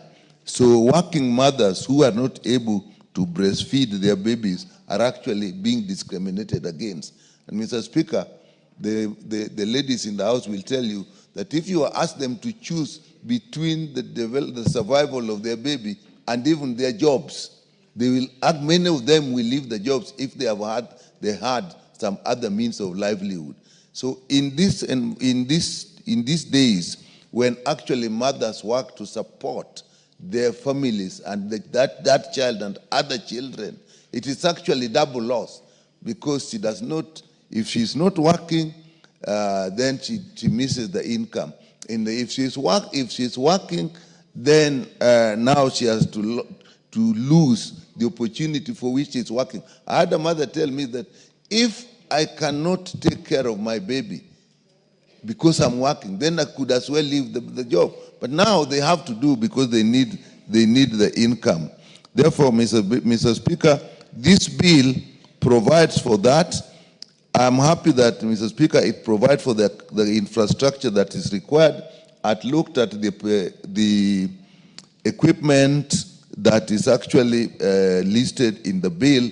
I like that because it's not just providing space and empty space, but actually looking at what will make it possible for a mother to breastfeed in the most hygienic way, including even availability of water, clean running water in the place. So, Mr. Speaker, this bill does that, and it recognizes another fact, that sometimes, even if the space is available, the mother may not have the time, but in that case, she can express the milk, keep it, and this bill provides even the equipment that will actually ensure that the milk is properly kept. So a lot of mothers do actually express milk and keep it, and it can be used later. Honorable Sabina Chege said she was expressing milk. I'm not sure where she was keeping it, but I've been in a position where sometimes even the fathers are sent to take the milk that has been expressed to the baby if they cannot be with the baby. So it's a family issue. So this bill actually does provide for that. It also provides for flexibility in time. You only don't need to give this, to provide the space and provide the equipment, but you also need to provide the time for the mother, so that the bill will place it upon the employers to make sure that the working hours for mothers is flexible. And Mr. Speaker, we don't realize babies are not, children are really not for parents. Children are for the society. Mr. Speaker, what proportion of your income now goes to your mother or anybody here? Most of the work you do is actually for the society. So the society must actually make a lot of input in the development and the growth of the babies. Therefore, providing for flexible time, giving some time during the working hours should not actually be considered as a loss to the company. It is actually an investment to the society at large. Mr. Speaker, this bill provides for enforcement so that an employer who fails to provide this, to make provisions that the law requires, actually can be sanctioned. So it is complete. It provides the infrastructure. It provides the equipment that's required. It also calls for flexibility in time for the working mothers so that they can achieve what is actually important, just not for the mothers, but for the society at large. With that, Mr. Speaker, I support the bill. The Honorable Mary Emase is recognized to make her contributions to the bill. But before that, let me welcome to the National Assembly students and pupils from Kiamani Primary School, from Kitui West constituency, the great Kitui County, which will be hosting our Mashujaa Day this year. You're welcome to the National Assembly to observe the proceedings of this House that engages in legislation, representation, and oversight on behalf of the Kenyan people. Honorable Emase. Thank you, Honorable Speaker, for the opportunity. But Honorable Speaker, before I speak, I think you need to remind members on how we should welcome guests to this House. Because when you say let's welcome in our normal way, then you don't hear any sound, and it means members have forgotten that we need to thump our feet. And that is how we welcome guests to this House. Thank you, Honorable Speaker. Honorable Speaker. Honorable Emase, thank you for that reminder to fellow honorable members. And so before you proceed, let me also, on behalf of the Speaker and on behalf of the House, welcome students who are seated in the Speaker's gallery, also from Arkoyet Girls High School in Bureti constituency in Kericho County. They are also welcome to observe the proceedings of the House. And I want to allow you, Honorable Emase, as you make your contributions, on behalf of the members, to welcome all the visiting students. Thank you, Honorable Speaker. I want to take this opportunity to welcome all of you, all the schools present in this August House today, to observe the proceedings of the National Assembly.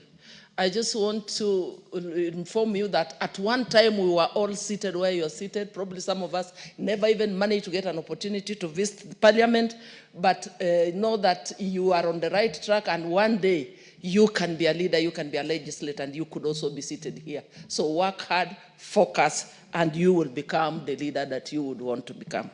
Having said that, Honorable Speaker, I want to contribute to this bill and just again, just appreciate Honorable Sabina for this bill. Honorable Speaker, the benefits of breastfeeding cannot be gainsaid. We know that breast milk is food for every child with all the necessary nutrients sufficient uniquely designed to meet the requirements in terms of nutrients at every stage of a child's growth. And I think that's why doctors advise that every child needs to be breastfed for at least a minimum of 6 months. Honorable Speaker, last week I visited a friend and I found her expressing her milk. And I asked her, why are you doing this? And she's like, you've forgotten tomorrow is Monday. And in fact, she said, I've been expressing milk and storing it for the last 1 week because I know I'm also traveling. And therefore, Honorable Speaker, this bill is requesting that each public institution needs to have at least a safe space. Should give any lactating mother the dignity in breastfeeding and a decent place to be able to do that. Because most of the time, because of the inconvenience or lack of space, convenient space to be able to breastfeed, many mothers have resorted to expressing milk early and storing, which may compromise the safety, and also probably a contamination may arise because we leave our children to caregivers. So you don't know how the milk may be handled and stored, and that may lead to infections to our children.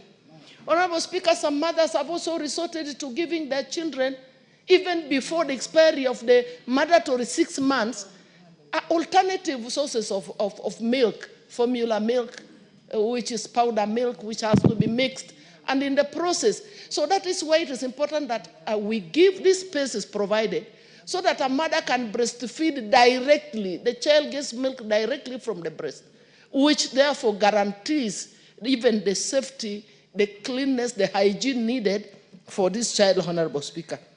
Honorable Speaker, in fact, I want to say it should not be limited to only public institutions or buildings. Even in our markets, we find some market centers do not even have washrooms. So where are we going to put the table for this mother, lactating mother, to change the child or to breastfeed the child? Some do not even have water. So it should even be extended such that even in all our markets where we have washrooms, there should be an extra clean room with a table, with a seat, where any mother can walk in there, wash their hands, remove her child from the back, change, breastfeed, go back to and sit and sell her vegetables, sell her tomatoes. Honorable Speaker, this is a very important bill, and I want to say that we should support it, and it does not have any extra cost. In this National Assembly, we do not need to construct an extra room. It is just a matter of dedicating one of the existing rooms and equipping it with a table and a sink and flowing water. And any member can walk out of, have a health break and go and breastfeed her child and walk back to the chamber. And you know, when a mother knows that the child is safe and the child can be fed, is okay, then a mother can be able even to concentrate and give more value even to the employer. With those few remarks, Honorable Speaker, I support.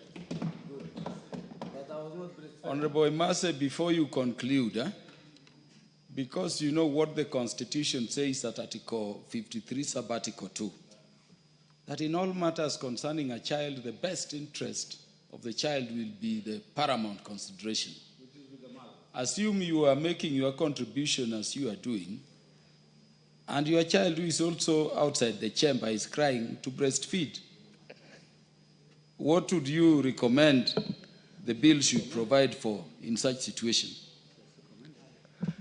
Honorable Speaker, I have just said if we have that room where my caregiver can walk in with the child and I can take a break to go and breastfeed. In this case, you are in the middle of contributions. Definitely, I will have breastfed before walking into the chamber. No, I'm saying the child is crying as you contribute now. Yes. Should we allow the child into the chambers to breastfeed, as happens in other jurisdictions? Yes, if it is an emergency, I could walk out of the chamber and breastfeed. Thank you, Honorable Speaker. I thank you. The Honorable Joanna Ngeno will clarify that point as he makes his contributions. Of course, Joanna Ngeno is the new father in the house. Mr. Speaker, I will gladly support this bill, Mr. Speaker, because I would say as the last born,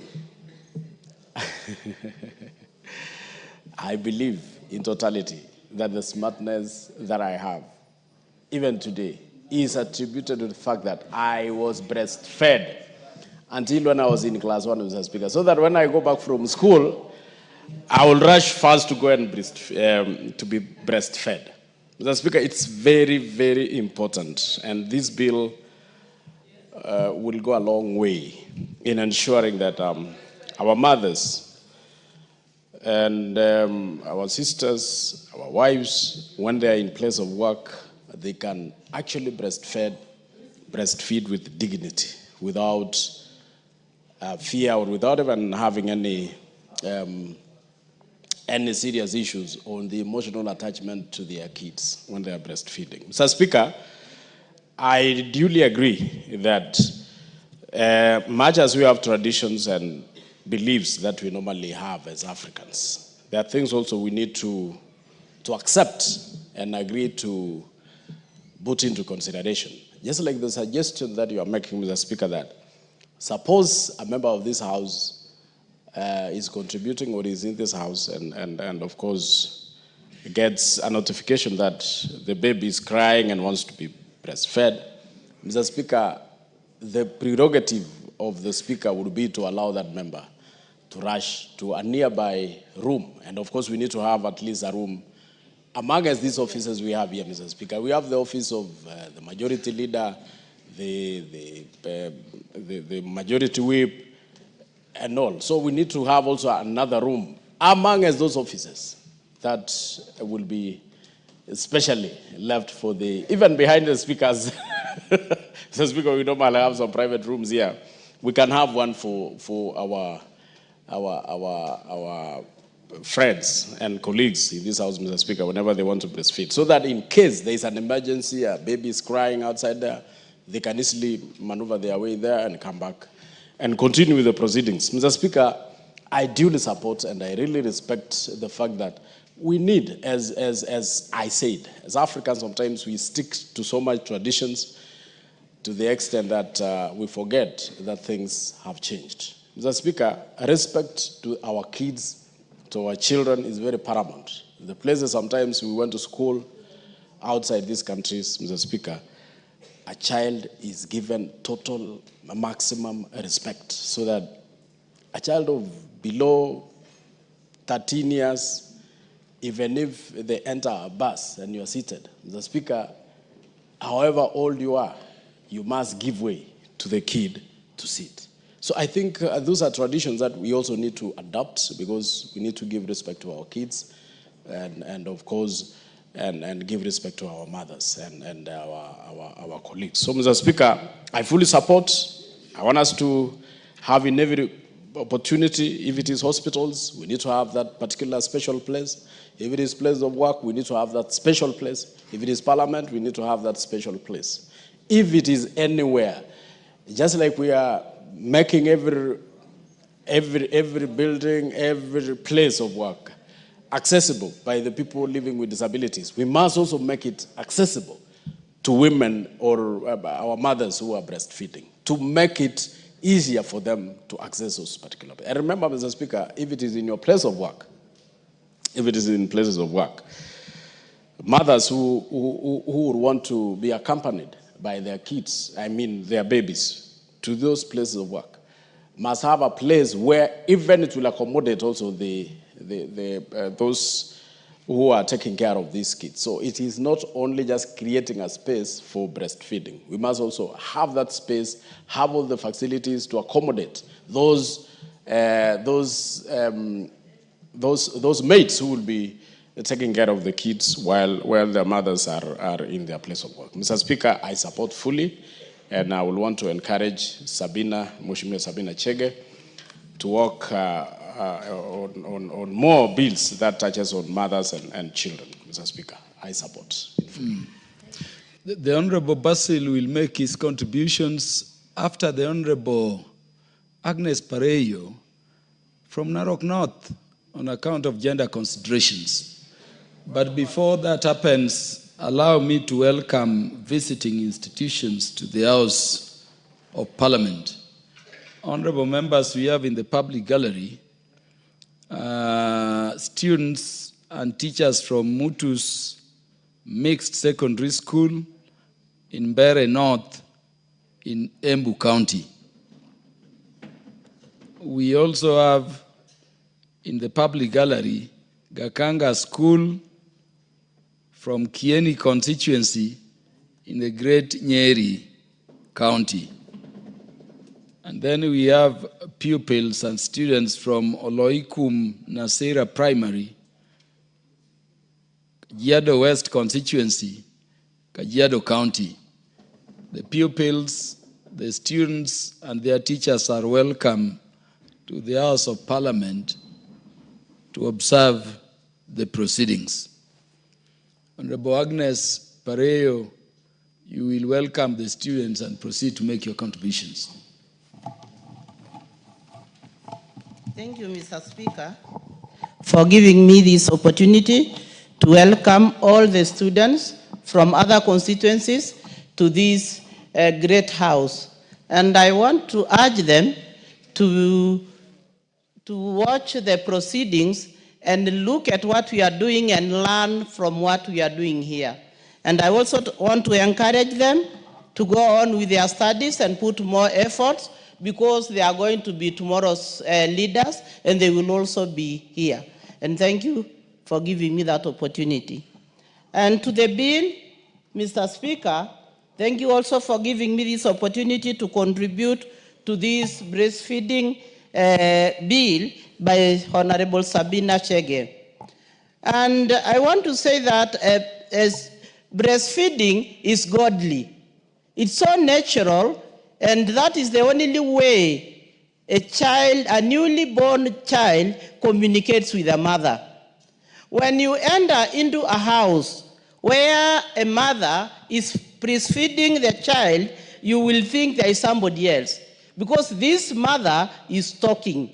And you'll start looking for who is this that she's talking to. She's talking to the baby, and the baby is carefully looking at the mother. So it's another way of communicating with this baby. And the mother's milk is nutritious, that it's complete food. It doesn't need anything else. You can breastfeed your child for 6 months, and the child will grow because it has all what it needs to be complete food. And this milk helps to develop a child's brain. And so it's important to make sure that breastfeeding has a place and has all the respect it deserves, so that this mother can breastfeed the child without fear or without thinking that where she is not right. So we need to create a space and also give them time, because a mother also thinks about the child, because there is that connection between the child and the mother. So the mother needs time.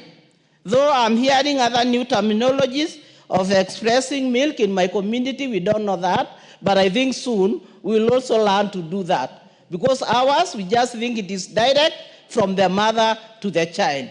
And so this mother needs time, because some women leave their jobs because she needs time with the child.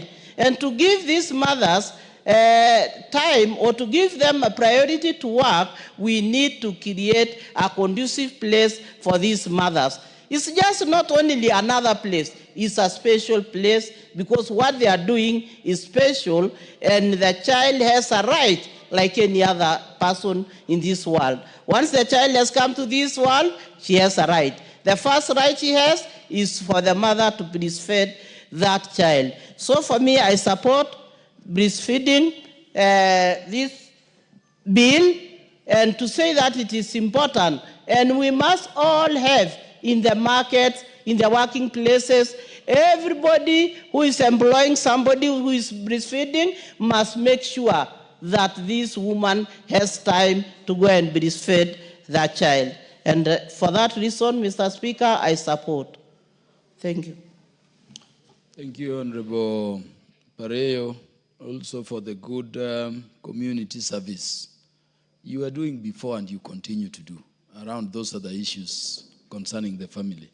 The Honorable Basil is now recognized to make his contributions.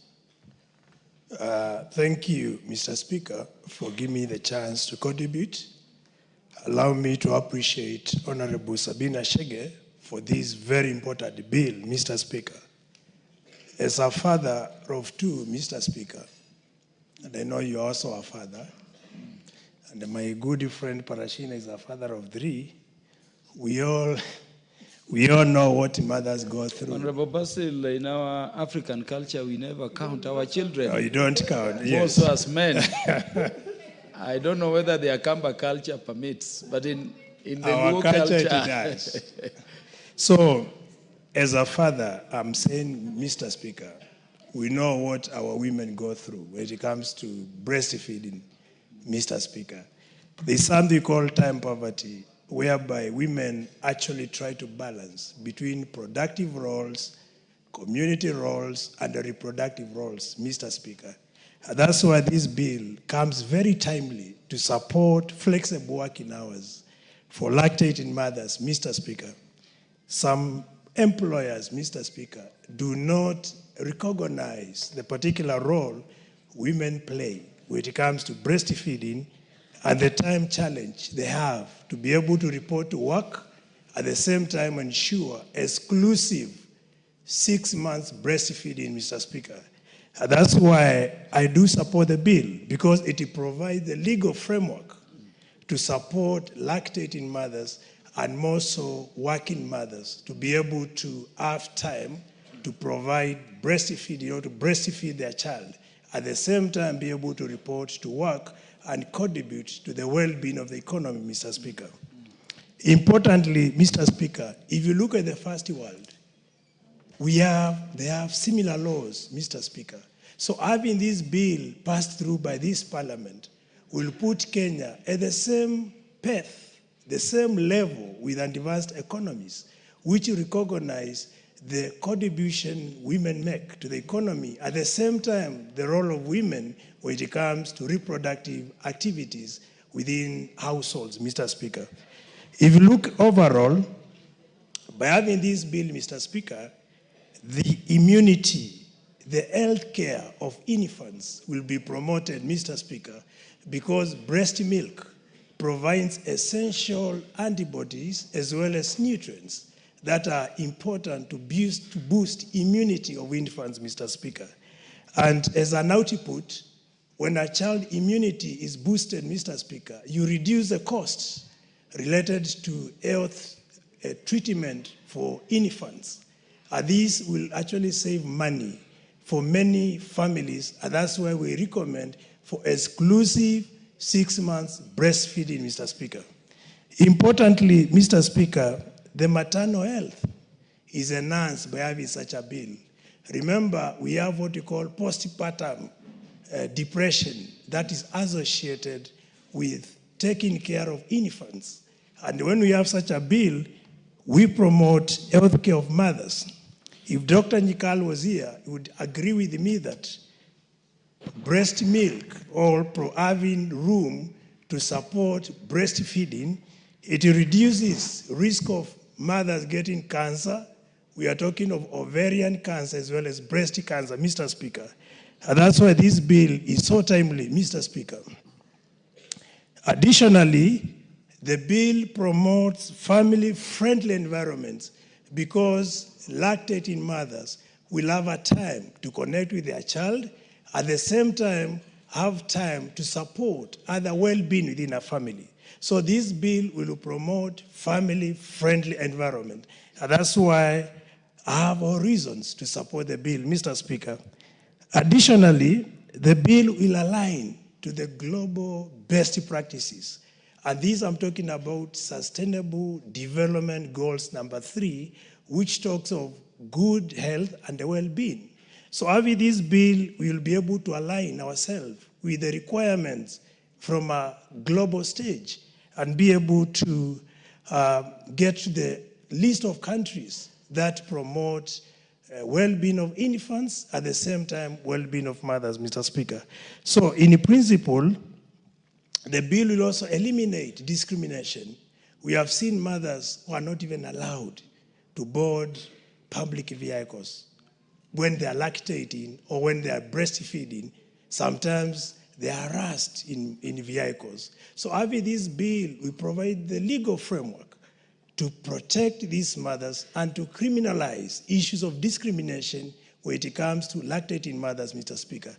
And lastly, Mr. Speaker, as the Vice Chair, for member services and facilities, I'll actually champion for spaces where lactating mothers, including our staff, can be able to breastfeed their infants. So with those, I submit and I support the bill, Mr. Speaker. Thank you. Honorable Basil, you know, there is an inquiry I keep making, which is not idle. You remember a similar suggestion was made by the Honorable Suleha in the previous parliament, and I know the mover of the bill I can still remember. And when we were chasing with a child from these chambers, a week later, in the United Kingdom Parliament at Westminster, a member was contributing with a child on her bosom. And by the way, when it could not continue, the Speaker of the House took the child and held the child. The flower of the future. And so is the case in the United States, so is the case in Scandinavian countries. Yes. Why does it, are you people suggesting, as honorable members, that we will allow lactating, mothers to breastfeed at places of work, but somewhere behind their actual place of work? This is very far. You go to somewhere, I don't know where it is now. Why can't we allow Honorable Sabina, if God were to use her to give another Kenyan child, to breastfeed as she contributes? Well, the best interest of the child. Go to Hungary, that is how they do it. Why are we shying? What is this tradition that makes you think in the context of breastfeeding that the breast is anything other than food for the child? The Honorable Dorothy Kiara, make your contributions. Honorable Speaker, as I support this motion and make my contribution, I want to say we are lobbying for safe, secure breastfeeding stations. And in an open place, it's not one of them. Honorable Speaker, allow me to start by saying the journey and terrain of working women has not been easy. Honorable Speaker, I want to say this as I thank Madam Sabina Chege for coming up with this bill number 8 of 2024, because, Honorable Speaker, I have been here for a longer time in this world. Honorable Speaker, working women have had it all. There is a time that working women were not allowed. Once you are employed, you get expectant, you get pregnant, you lose your job. Honorable Speaker, from there, it has gone, it went further that women were allowed to give birth, but there was no maternity leave. What they used to do, like in the teaching profession where I have been all my life, they would get a monitor to replace them during that time when they want to stay home. And it was barely 1 month, because I don't know for how long you can stay without a salary. Honorable Speaker, we moved from there and we started robbing for maternity leave. And Honorable Speaker, I don't want to go into details to that. We secured maternity leave for our workers. And today, Honorable Speaker, I want to take exception in the teaching fraternity under the reign of Dr. Nancy Macharia, where the women teachers were able to garner 4 months maternity leave. That is 120 days. That is the long they stay with their babies at home. And on top of that, we too went ahead and lobbied for the men. If you give birth, a man can be able to get paternity leave for 2 weeks. Because, Honorable Speaker, the emotional attachment of a newborn baby to both the mother and the father is equally very critical. Honorable Speaker, today we are looking at a bill that we are all supporting, and I have gotten word that it is not the first time that this bill is coming before this House. And Honorable Speaker, today it is my prayer that we are not going to bring this bill and somewhere along the way we just keep it in the shelves and it disappears in the periphery. I want to trust that today it will be the turning point that we will be able to actualize this bill once it becomes law. But before then, Honorable Speaker, a lot has been said by my previous speakers. We know the World Health Organization's recommendation is that every newborn child must be breastfed for 6 months exclusively, without a break, and without taking any other food, because breast milk has been found to have all the nutrients that will support the physical, mental, emotional growth of a child. And it is normally said that those children who breastfeed exclusively very well, even they live long, even at old age. Even the old age diseases that come along, maybe bones and other issues, they arise because somewhere along the way, this child was not fed well exclusively for the 6 months. Honorable Speaker, we are saying this, and it's very unfortunate that some of the children don't make it because mothers, unfortunately, some find themselves not there to breastfeed the children. As we go giving birth, we lose mothers. It is not a secret. And we are not saying those children don't grow. They also grow. But we are now today insisting that those mothers who are able to see their children, let those children have an opportunity of being fed, breastfed for these 6 months. Honorable Speaker, I want to make a few proposals, Honorable Speaker, because this recommendation, this bill is recommending several things that must be done. And as we wait for it to be assented to law, there are several things that we can be making even at our level. What does it take to have a breastfeeding station, even, for example, in our schools, Honorable Speaker? We know the National Government Constituency Development Fund is doing a lot in our schools. You build classrooms, you are building laboratories, you are building administration blocks.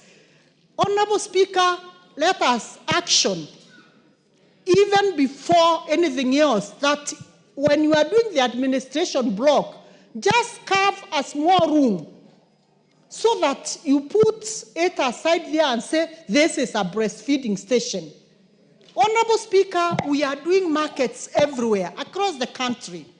And I want to thank His Excellency, the President of the Republic of Kenya, because for the first time, Honorable Speaker, our market women are going to live in dignity.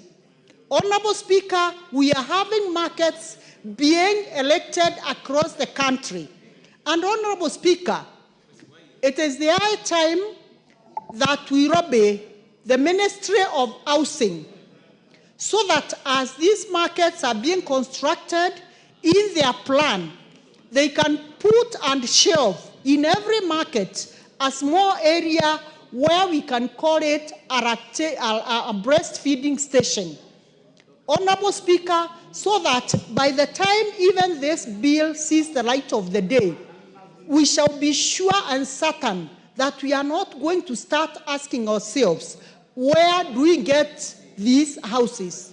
If all the markets that are being done today, we carve out an area and call it a breastfeeding station, Honorable Speaker, the only thing that will be left is these other accessories that we are talking about. the table, and a small table where a baby will stay, and some benches where the girls who will be bringing these children will be staying as they wait for the mother to come and breastfeed the child. Honorable Speaker, it is equally important to note that, Honorable Speaker, most of these things that we tend to think they are very difficult to implement. It is us, the leaders, who sometimes fall short of following up on what we say. Honorable Speaker, like I remember very passionately, and I want to say this, Honorable Speaker, as much as it's not related to this bill. Honorable Speaker, some years back, there was a bill that was passed by an honorable member in this House, which we used to call the Musira Bill. The Musira Bill used to talk about pension and how pension should be paid to our workers who have left either the teaching service or any other service. And the Musira Bill was passed in this House. But, Honorable Speaker, up to date, the Musira Bill died a slow death, and now we are talking about other ways of, Honorable Speaker, paying pensions. So, Honorable Speaker, I want to urge this House, as I support this bill, as I support Honorable Sabina Chege, I want to say, Honorable Speaker, it is the high time we as women of this country, we follow up all the issues that touch on women, and we are going to lobby you men so that this bill sees the light of the day. Honorable Speaker, I want to say it's a very, very progressive bill. It is a bill that we need to pass as early as today, Honorable Speaker, so that we give dignity to our lactating mothers. Thank you, Honorable Speaker. Thank you, Honorable Dorothy Kiera, nominated MP.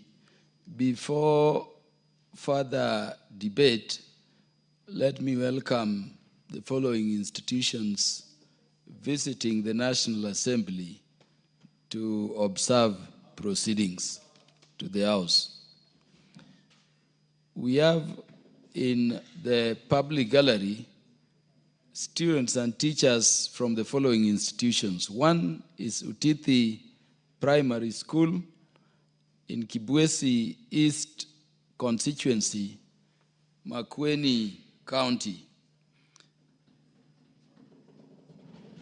Number two is Chepkolon Green Islands School from Ainamoi constituency in Kericho County. Number three is St. Vincent de Paul Boys from Kitutu Chache constituency in Kisii County. Number four is Heroes of the Nation School, Kitutu Chache constituency, Kisii County. Number five is St. Benedictine Cap Kimiluo School, Bomet East constituency, Bomet County. Number six is Mukungi Primary School from Kinangop constituency in Nyandarua County. And then we have Nyangwa Girls from Bere South constituency in the Great Embu County. All those students, pupils, and teachers are welcome to the National Assembly to observe the proceedings of the House. The Honorable Ibrahim Saneh is now recognized to make his contributions and give us the perspectives of the northeastern part of the country.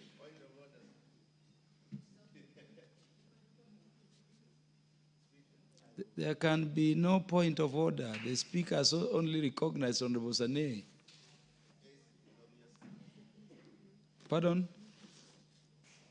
What is out of order, Honorable Rero?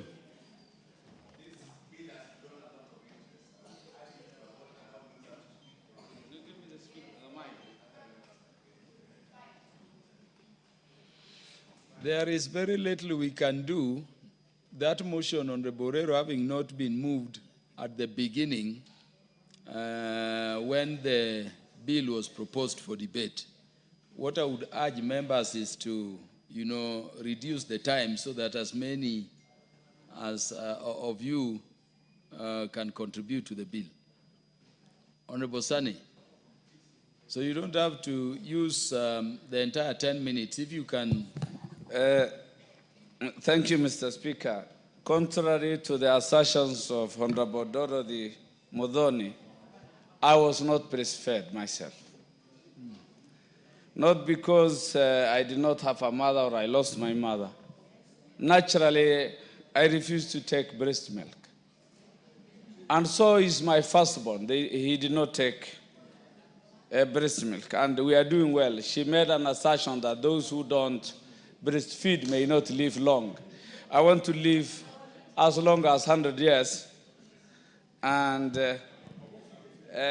in as much as I support this motion, I know breast milk is of great importance to both the child and the mother.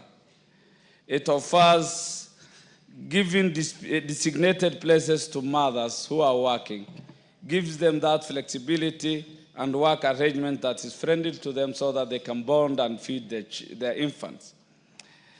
It is important to both the mother and the child in terms of guaranteeing the health of their child, optimizing nutrition, and improving their greater health, Mr. Speaker. It reduces absenteeism at work. Most female workers will be available if such designated places are availed. It increases employee trust, loyalty, and productivity by female workers, Mr. Speaker, meaning there will be low staff turnover, especially for the female workers, Mr. Speaker. It reduces health costs if the converse would have happened, meaning if we wouldn't breastfeed our children, there would have been bigger costs in making sure that our children are healthier. There is also a positive public image on the part of bringing children and mothers closer at the workplace. It means we will be a nation that cares for its women and their children, Mr. Speaker. It will reduce stress. Mothers are assured that their youngsters are always close by, making sure that they work in a very less stressful environment, Mr. Speaker. There will be better work-life integration. When you will have home and work close by, it means there will be closer integration and job satisfaction shall be increased. However, I have a thinking that there is a paternity health within our law. I mean paternity leave that's allowed within the law. A 4-month paternity leave.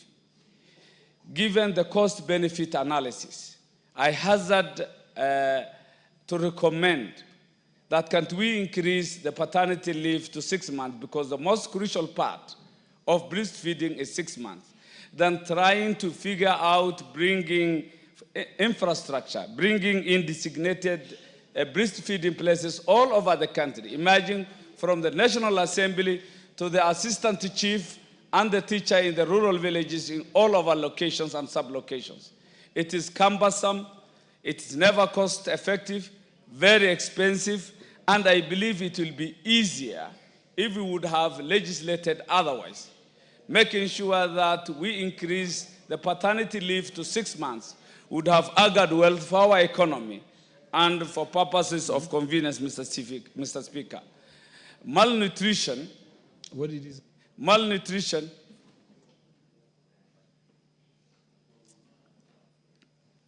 my fear, Mr. Speaker, my fear, in as much as I positively support this motion, Mr. Speaker, you may not be listening. Mr. Speaker, I wish to have your ear. Consulting. Yeah, thank you. On what you mentioned, did you say 6 months paternity, or you meant 6 months maternity leave, maternity leave, or you meant both? Not really, maternity. Okay, maternity. So that mothers can have at least the requisite 6 months exclusively to breastfeed their infants, than proposing infrastructure, designated areas from Nairobi, from the National Assembly to the village. We have female working teachers, female chiefs. You can imagine the cost. If you can do a little bit of cost-benefit analysis, I propose that we increase the maternity leave so that we can reduce the cost. Our economy is not doing well. We may look a bit Western. We may be a bit impracticable insofar as the implementation of this motion is concerned. I further believe if this goes through, in as much as I support breastfeeding, Mr. Speaker, the next step will be bringing in nannies, nurses, into the same designated places. So you can imagine, if we are to think forward progressively, we will ask for more, and we need them. And this brings the question, where is malnutrition pronounced in this country, Mr. Speaker? Is it in the National Assembly? Is it in Nairobi urban centers? Malnutrition is in the ASALs, where breastfeeding would have been crucial. We should think at least novel so that whatever we legislate has some sense, some practicability, some touch, so that we don't just legislate in vanity, but legislate from a practical perspective. I support this motion. It is great. Its importance cannot be gainsaid. However, let us think twice. Must we just put everything on paper in the name of legislation? Can we just do it in a simpler way without much ado? I support, but with major variations. Thank you. The Honorable Naisula Lesuda will have the mic before the Honorable Charles Ngusia because of the subject matter and on gender considerations.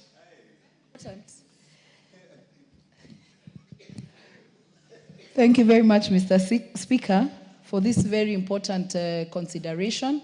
Honorable Naisula, I'm reminded to welcome a number of institutions visiting the House.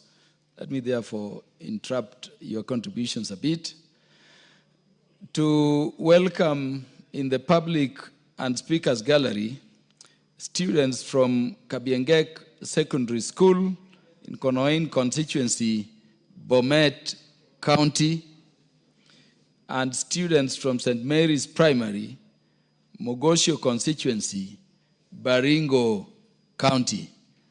On my own behalf and on behalf of this House of Parliament, you are all welcomed to the House to observe the proceedings. The Honorable Naisula will now make her contributions. You may also have a sentence to welcome the visiting institutions. Okay, thank you, Mr. Speaker. And I want to welcome all the students who are at the public gallery. Welcome to the National Assembly. And I hope that you will take this opportunity to learn and also to be inspired and motivated to work hard, to excel in everything that you do. And just know that the only limitation to what you really want to achieve is yourself. And I wish you the very best. And as you travel back to your various counties, safe travel together with your teachers, and all the best. Now, Mr. Speaker, thank you very much for this opportunity, for giving me to contribute to this very important bill, the Breastfeeding Mothers Bill 2024 by Honorable Sabina Chege. And I must say I even like the title of the bill, Breastfeeding Mothers. There's no trying to make it anything else. It is just breastfeeding mothers, Mr. Speaker. And so I want to congratulate her. And from the onset, I want to say that I have realized that most of us in Parliament, and even those, let's say, who are movie script writers and all that, it is through your experiences. If you're very passionate about something, it is most likely the experiences that you have gone through that shape the ideas or what you'd really want to move. And so that is why you see sometimes when someone has a bill or a motion, they are very, very passionate about it, especially if it is through experience. That is what has pushed you towards it. And so I know that Honorable Sabina Chege got one of her children in this parliament when she was a member in this parliament. And I'm sure that has influenced her thinking about not just herself, but other mothers, Mr. Speaker. Personally, my two children, Enzi and Zuri, I got them while in this parliament. And I must say that there are some things that have been made easier or have made it easier for me to come back to work. Actually, if you think or someone just thinks I got the second one is just turning 2 this month, you might not think it is true. But it is because also in Parliament I have received the necessary support that I needed as a breastfeeding mother. Mr. Speaker, I know that as a parliament we have come from far, and I'm just sharing these experiences so that even as we think about other areas, even as parliament we have come from very, very far, Mr. Speaker. Honorable Sarah Korere also got a child in this parliament, and she used to sneak in. The baby used to be brought to parliament, Mr. Speaker, because we had nowhere for her to breastfeed her child. And so the baby used to be brought to parliament, and she used to go to the car park to breastfeed in the car. And you know, it's a whole army thing, you know, it's a whole business to breastfeed. It's not as easy as you just think, that is just give the baby the breast and that's it. It's a whole, you need to cover the baby, to do a lot of things. And so you can imagine in the car and how squeezed it is, and you have to chase the driver away and the bodyguard and park, I don't know, facing where, so that the tint is enough. I mean, it was really uncomfortable for her.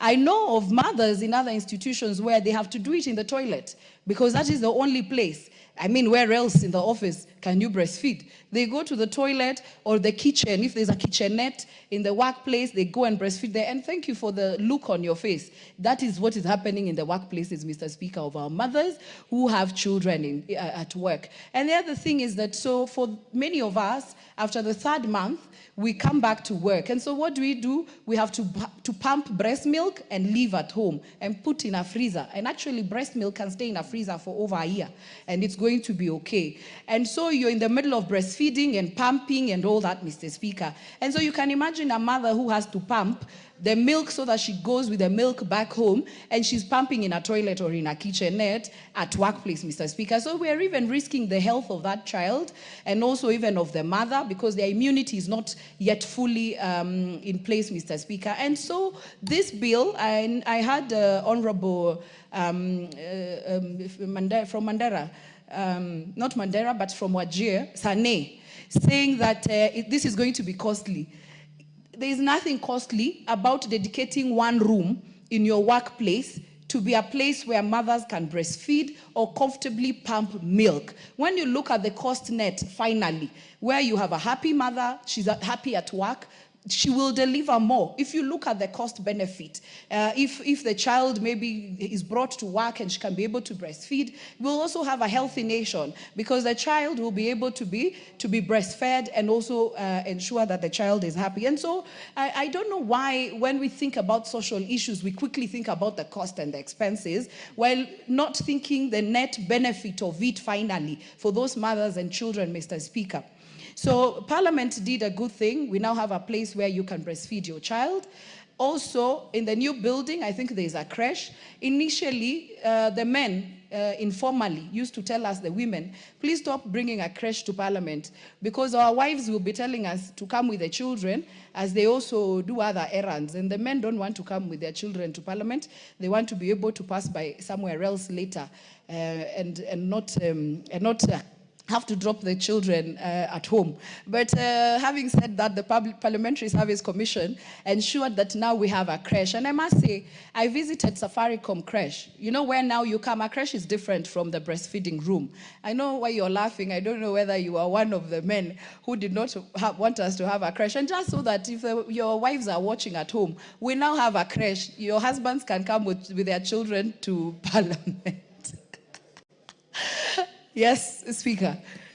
Your Speaker is the greatest advocate for breastfeeding. In fact, if you remember the last Parliament when Honorable Sulea was at the forefront in moving it, and remember that day she sneaked the house up to somewhere there and the sergeants were chasing away with the child.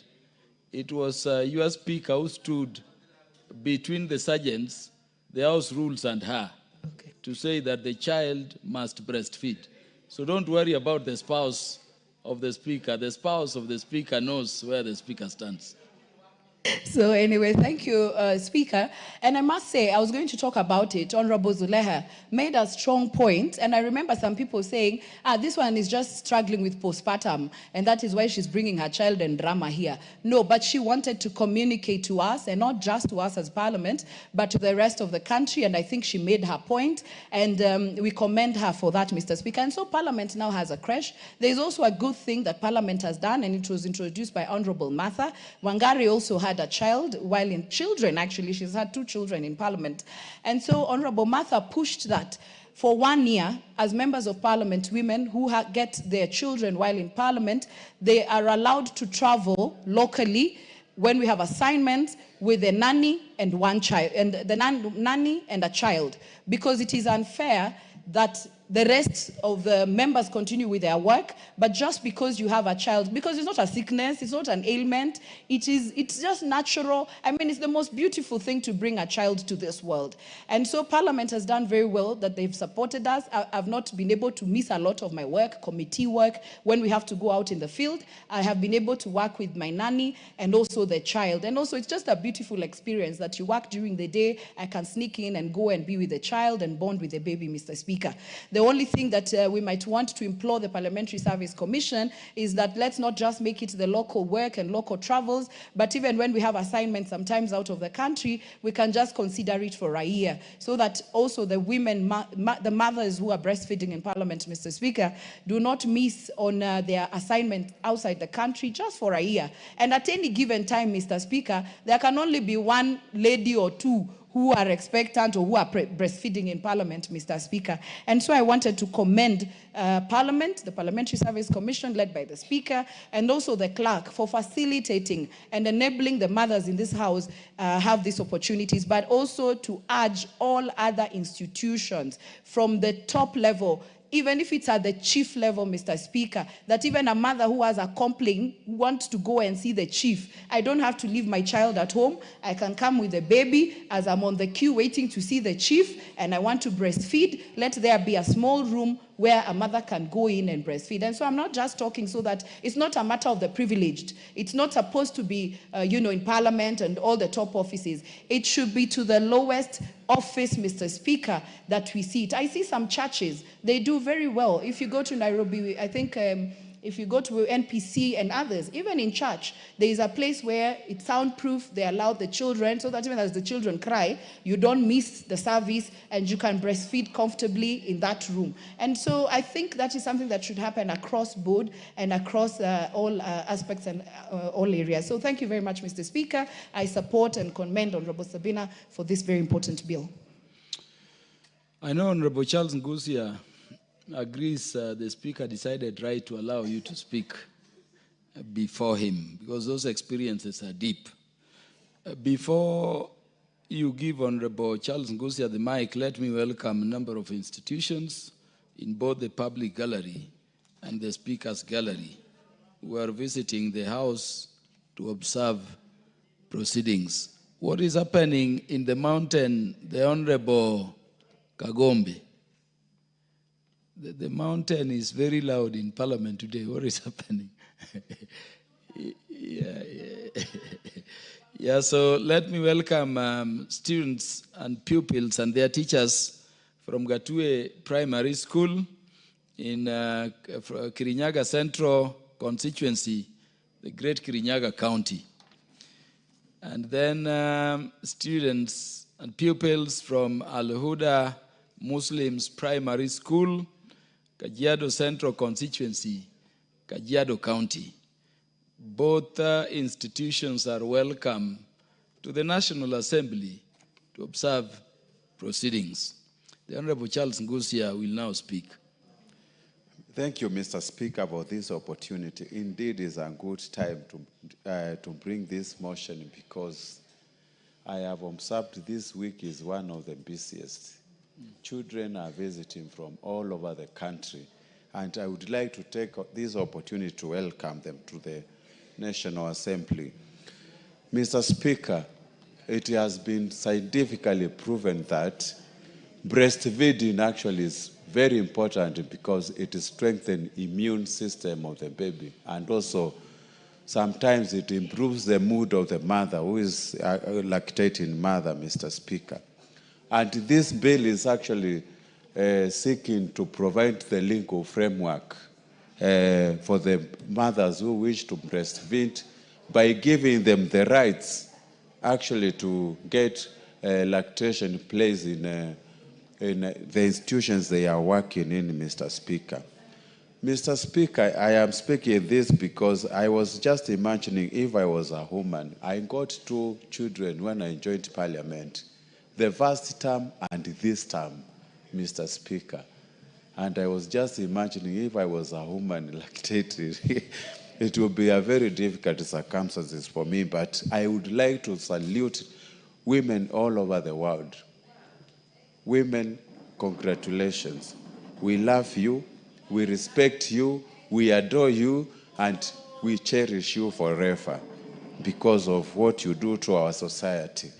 Mr. Speaker, this bill is actually describing some of the basic necessity or irreducible minimums of the lactation place. If you look at it, it specifies that lactation place should be shielded and free from intrusion from the colleagues or the co-workers. And this one will provide privacy to the person, to a mother who is lactating, Mr. Speaker. Mr. Speaker, let us not just create a lactation place. It needs to be quiet. It needs to be calm. It needs to be clean and conducive to both mother and the child so that they can enjoy good time together, Mr. Speaker. Mr. Speaker, some of these descriptions already given here, they are very good, like having a lockable door, having a wash basin for safety and cleanliness, having a fridge so that when you express milk and you don't have time to go back, you can leave the baby and get that milk fed to the baby, Mr. Speaker. Mr. Speaker, there are so many issues we can discuss, but because my colleagues want to talk about this bill, I will not repeat what our colleagues have said. So I would like to say this is a very good bill, Sabina Chege. Make sure it is fully implemented in our country. We can have lactation place even in aircrafts. When some of the mothers, actually they are traveling, they struggle a lot. Where do you lactate in an aircraft when you are flying long distance, like to Sydney, Australia, Japan? Maybe we can extend it to the transport industry, and we will have lactating mothers enjoying their time with their baby. With those few remarks, I salute you for bringing this motion, and I fully support it. Thank you, Mr. Speaker. The Honorable Peter Orero is now recognized to speak and put this also in the context of education. Thank you, Mr. Speaker. I think this is one of the bills that has made me really wait even when lunchtime is almost, because it is affecting all of us. When I look at you, Mr. Speaker, you look like somebody who was breastfed for 2 years. When I look at your chest, because we believe in our culture that a man who was breastfed well, you recognize him by the size of the chest and also the level of intelligence. Because lactation in our culture a long time, it acted also as a family planning. If you look at your family, you will realize that people were born after 2 years. Because our mothers used to breastfeed for at least 2 years. I would have wished that we put a rider on that bill, that we have compulsory lactation for mothers, not just for 6 months, but at least for 1 year, so that we have what is called early good mental development. And during lactation, if Dr. Nikal was here, would tell you that it inhibits certain hormones which allows for pregnancies and controls estrogen and those kind of hormones. So we need to encourage lactation. Now, I want to bring my experience when I was a principal of school. And today I can confess that during my tenure, all the mothers who gave birth, they were expected to come back after 3 months, but I used to give them even after 1 year. And if they were in my department, I will redistribute their lessons and make sure that when the mothers come back to school, they are ready to teach and impart knowledge to our children. I am looking for a time when even the Teachers Service Commission will give teachers who are mothers in this country not just 3 months. You can imagine if you have had a cesarean and you have given birth and you are wanted back to class within 3 months, even when you have not healed. And some of our people will even interdict our lady teachers because of not reporting, yet they know that they have small kids. We need as a country that we respect mothers because all of us are products of mothers. Now this bill has come at the right time. Now, we have what is called daycare centers. I wish that the NGCDF allows the committees, the CDF committees, to be able to build daycare centers for the young girls who have given birth and they want to still go to colleges, and all the TVET centers to have daycare centers so that we encourage young mothers who can carry their children, live at daycare centers within the institution, go on with their education, and later on, if they so wish, to go and breastfeed. Now, this should also be a rider in this bill. I want to say that this bill should be supported by all of us, and not necessarily these sectors to be brought next to the working places. I support that the mothers should be allowed to breastfeed even within the chambers, just like other countries allow, so that our mothers also who are legislators are respected and are allowed to do breastfeeding where they work. And because of time, I want to thank you, Mr. Speaker, for allowing me to contribute to this very important motion. Thank you, Mr. Speaker.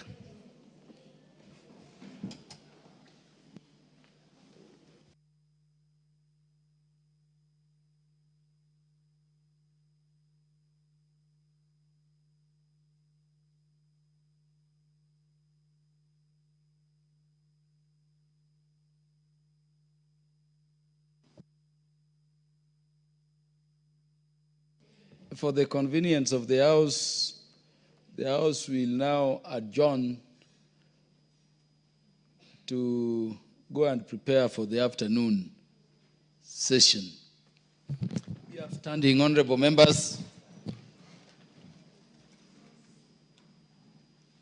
Honorable members, the time being 1:59 p.m., this House stands